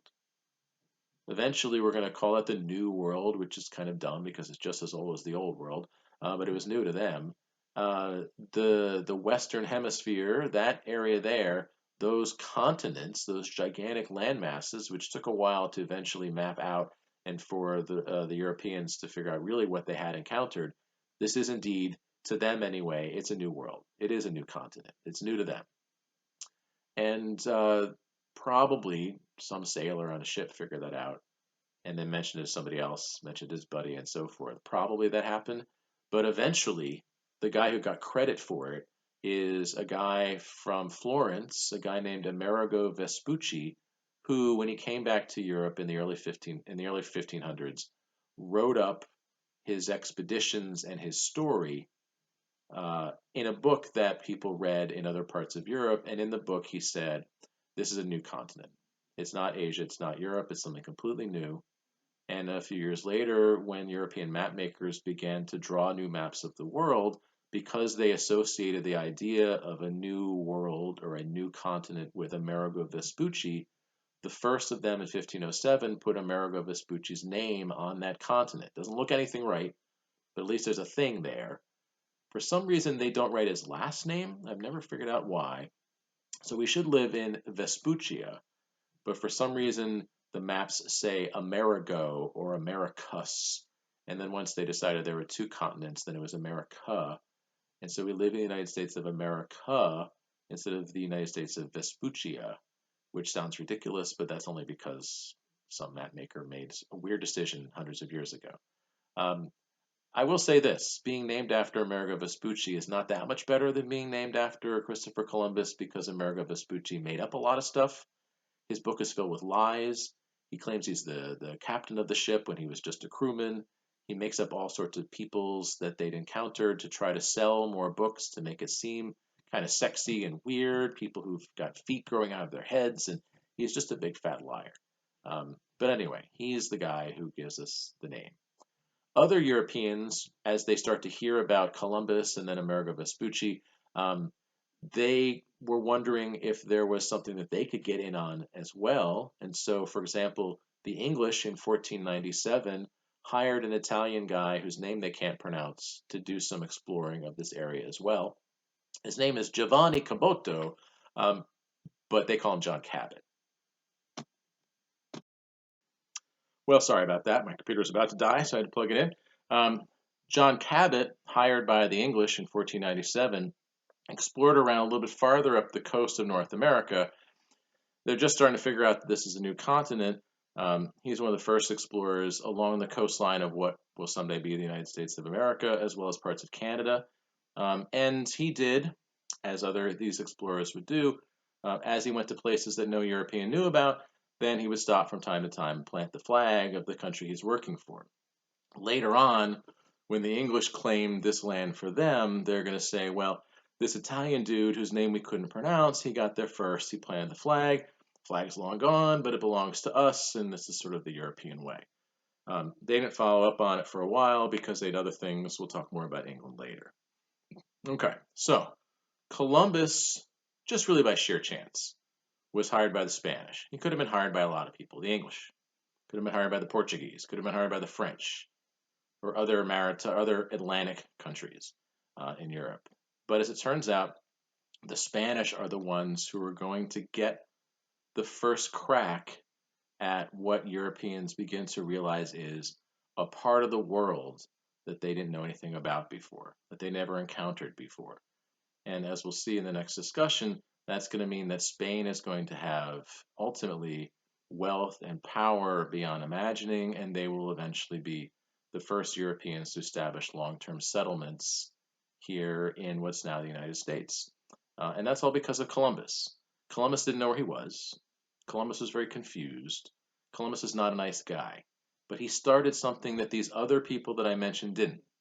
Leif Erikson did not begin international trade. The Chinese, probably not. The Polynesians, definitely not.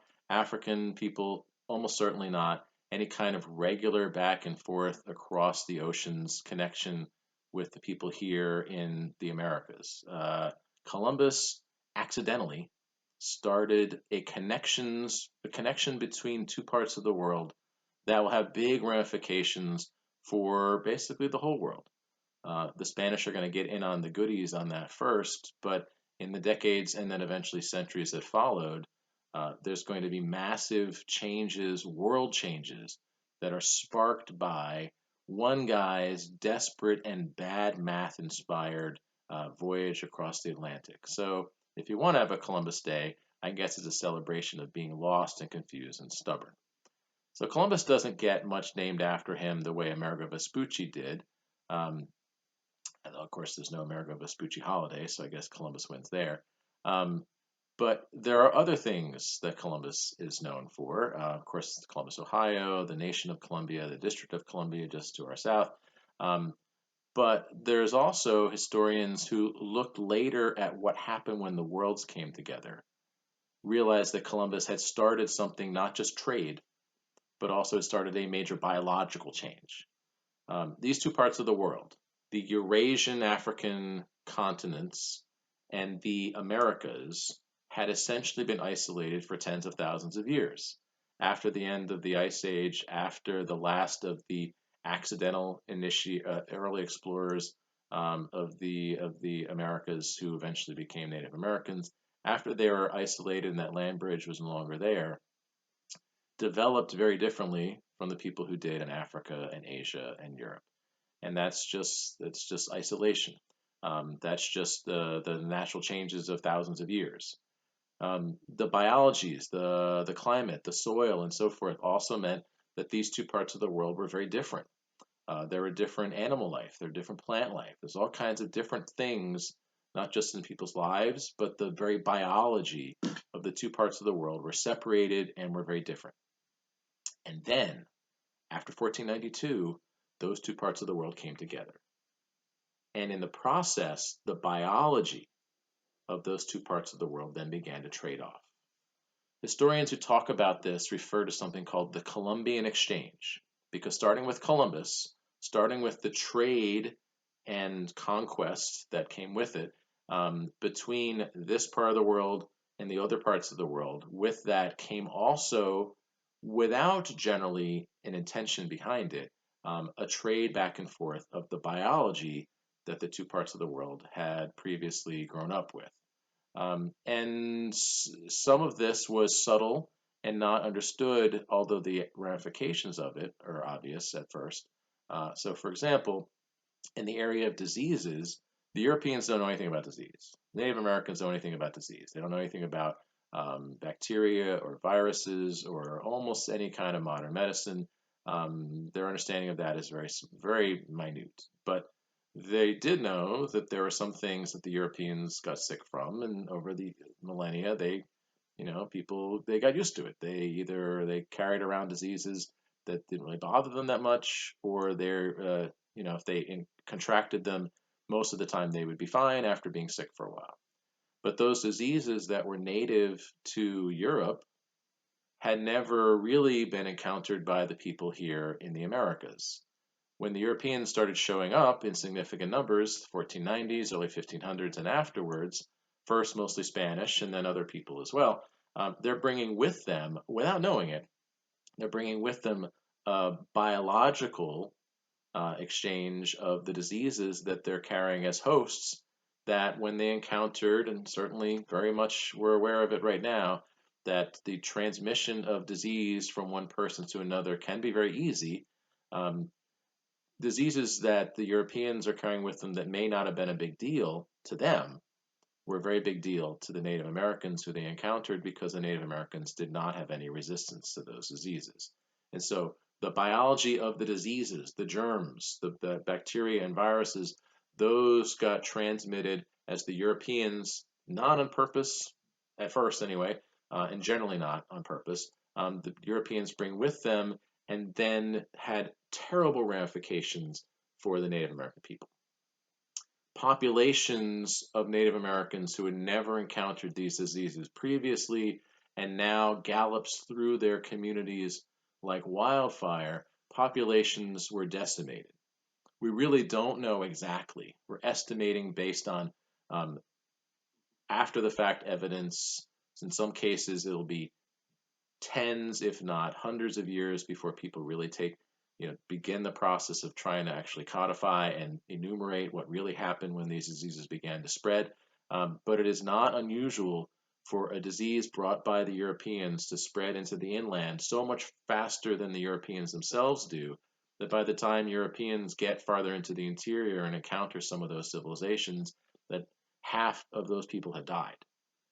It's not unusual for 30 or 40 or even 50% of the population in some parts of Native America to be wiped out by the spread of these diseases the Europeans brought with them, that accidentally made it easier for them to conquer that they knew nothing about.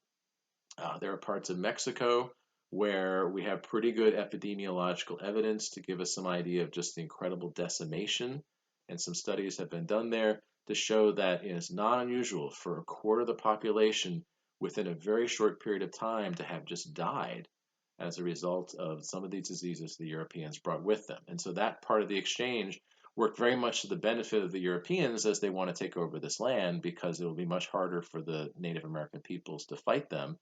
There are fewer Native American people. Their population is decimated, and of course it felt to them like the whole world was falling apart, in a way similar to, but probably on a much bigger scale, to the way we kind of feel our world is falling apart right now. There were some cross-disease transmission. Our best guess is that syphilis, which is a sexually transmitted disease, that seems to have originated here in the New World, in the Western Hemisphere, and been brought back to Europe and transmitted through Europe by some of the early sailors. Maybe not Columbus's sailors, but some of those other early voyages began to bring that back to Europe, It looks like it never existed in Europe prior to that, so we're pretty sure that happened. There are other parts of this Columbian exchange that had big ramifications. Plants and animals and the related parts of food that came out of that. There's also a significant transfer that took place. It's estimated that maybe upwards of 40% of all the food that's grown in the world originated here in the New World, and the Europeans, Africans, and Asian civilizations had never heard of it before Columbus and then later explorers begin to bring that back. And that's just one subset of what's going on with the plant and animal life. As I mentioned previously, there's essentially no domesticated animals in most of Native America prior to the Europeans. So there were no horses, there were no cattle, no pigs, no anything of those large livestock creatures existed. There are llamas in Central and South America. There are buffalo, of course, who are a wild animal, but domesticated animals or animals that are raised as livestock, that was simply not a thing that existed before the Europeans showed up. And you can imagine what it's going to be like for a Native American to have somebody just sort of drop off 50 sheep or whatever, who then start grazing on your land, or worse, 50 pigs who eat everything. The Europeans had, over the years, sort of helped create or foster the creation of very hardy animals that they would then use for their meat supply. Pigs, sheep, cattle, they can live in a lot of conditions, and then these animals show up in places where there's no resistance to them. They'd each add a house and home. Similarly, there was other plant life that the Europeans brought with them.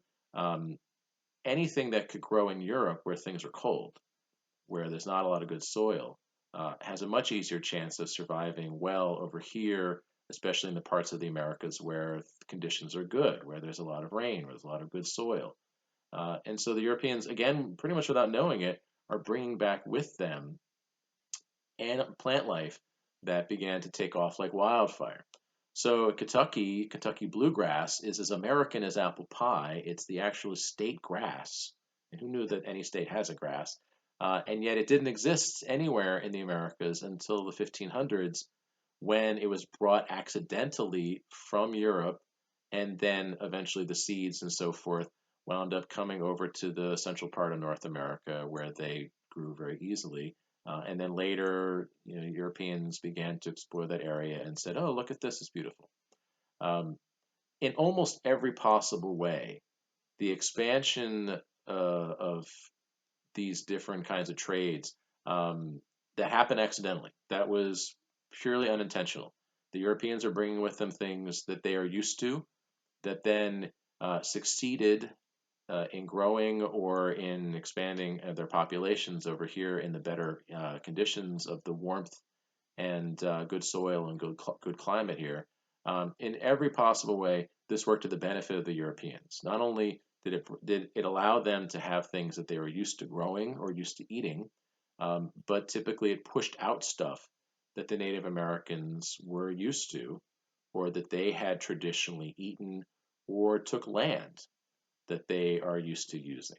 Um, Almost every part of this Columbian exchange worked to the benefit of the Europeans. There's a big population explosion in Europe as a result of all the foods that are grown here that then are brought over to Europe.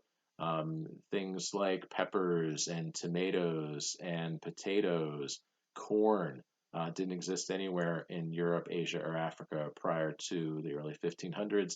All of that is got nutrition value that made people in Europe and eventually Asia and Africa be able to live longer lives. That there's a population explosion in the centuries afterwards, and that's one of the reasons why there's so much colonization over here, because those people need to go somewhere. Uh, that Columbian exchange, which is really a remarkable event in the history of the world, brought together two parts of the world whose biology, whose whole botany had been completely separated, and then there's a trade-off back and forth. Um, as a purely cultural and human thing, though, it worked generally to the benefit of the Europeans as they begin to look to this part of the world to settle, colonize, and take over, and it worked to the detriment of the Native American peoples living here already, one part of a very sad, complex story for them. All right, that concludes the first part of what we're going to be talking about tonight. There is a second and shorter lecture that is going to be about what happened with especially the Spanish in the years after Columbus. After you're done watching both of these lectures, I will ask you to shoot me a quick email telling me what you think the one or two most important ideas that we covered are going to be. But for now, I'm going to take a break, and you're welcome to take a break yourself. We will, and then when you're ready, click on the next lecture for today. Thank you for your time. It was a good 2 hours.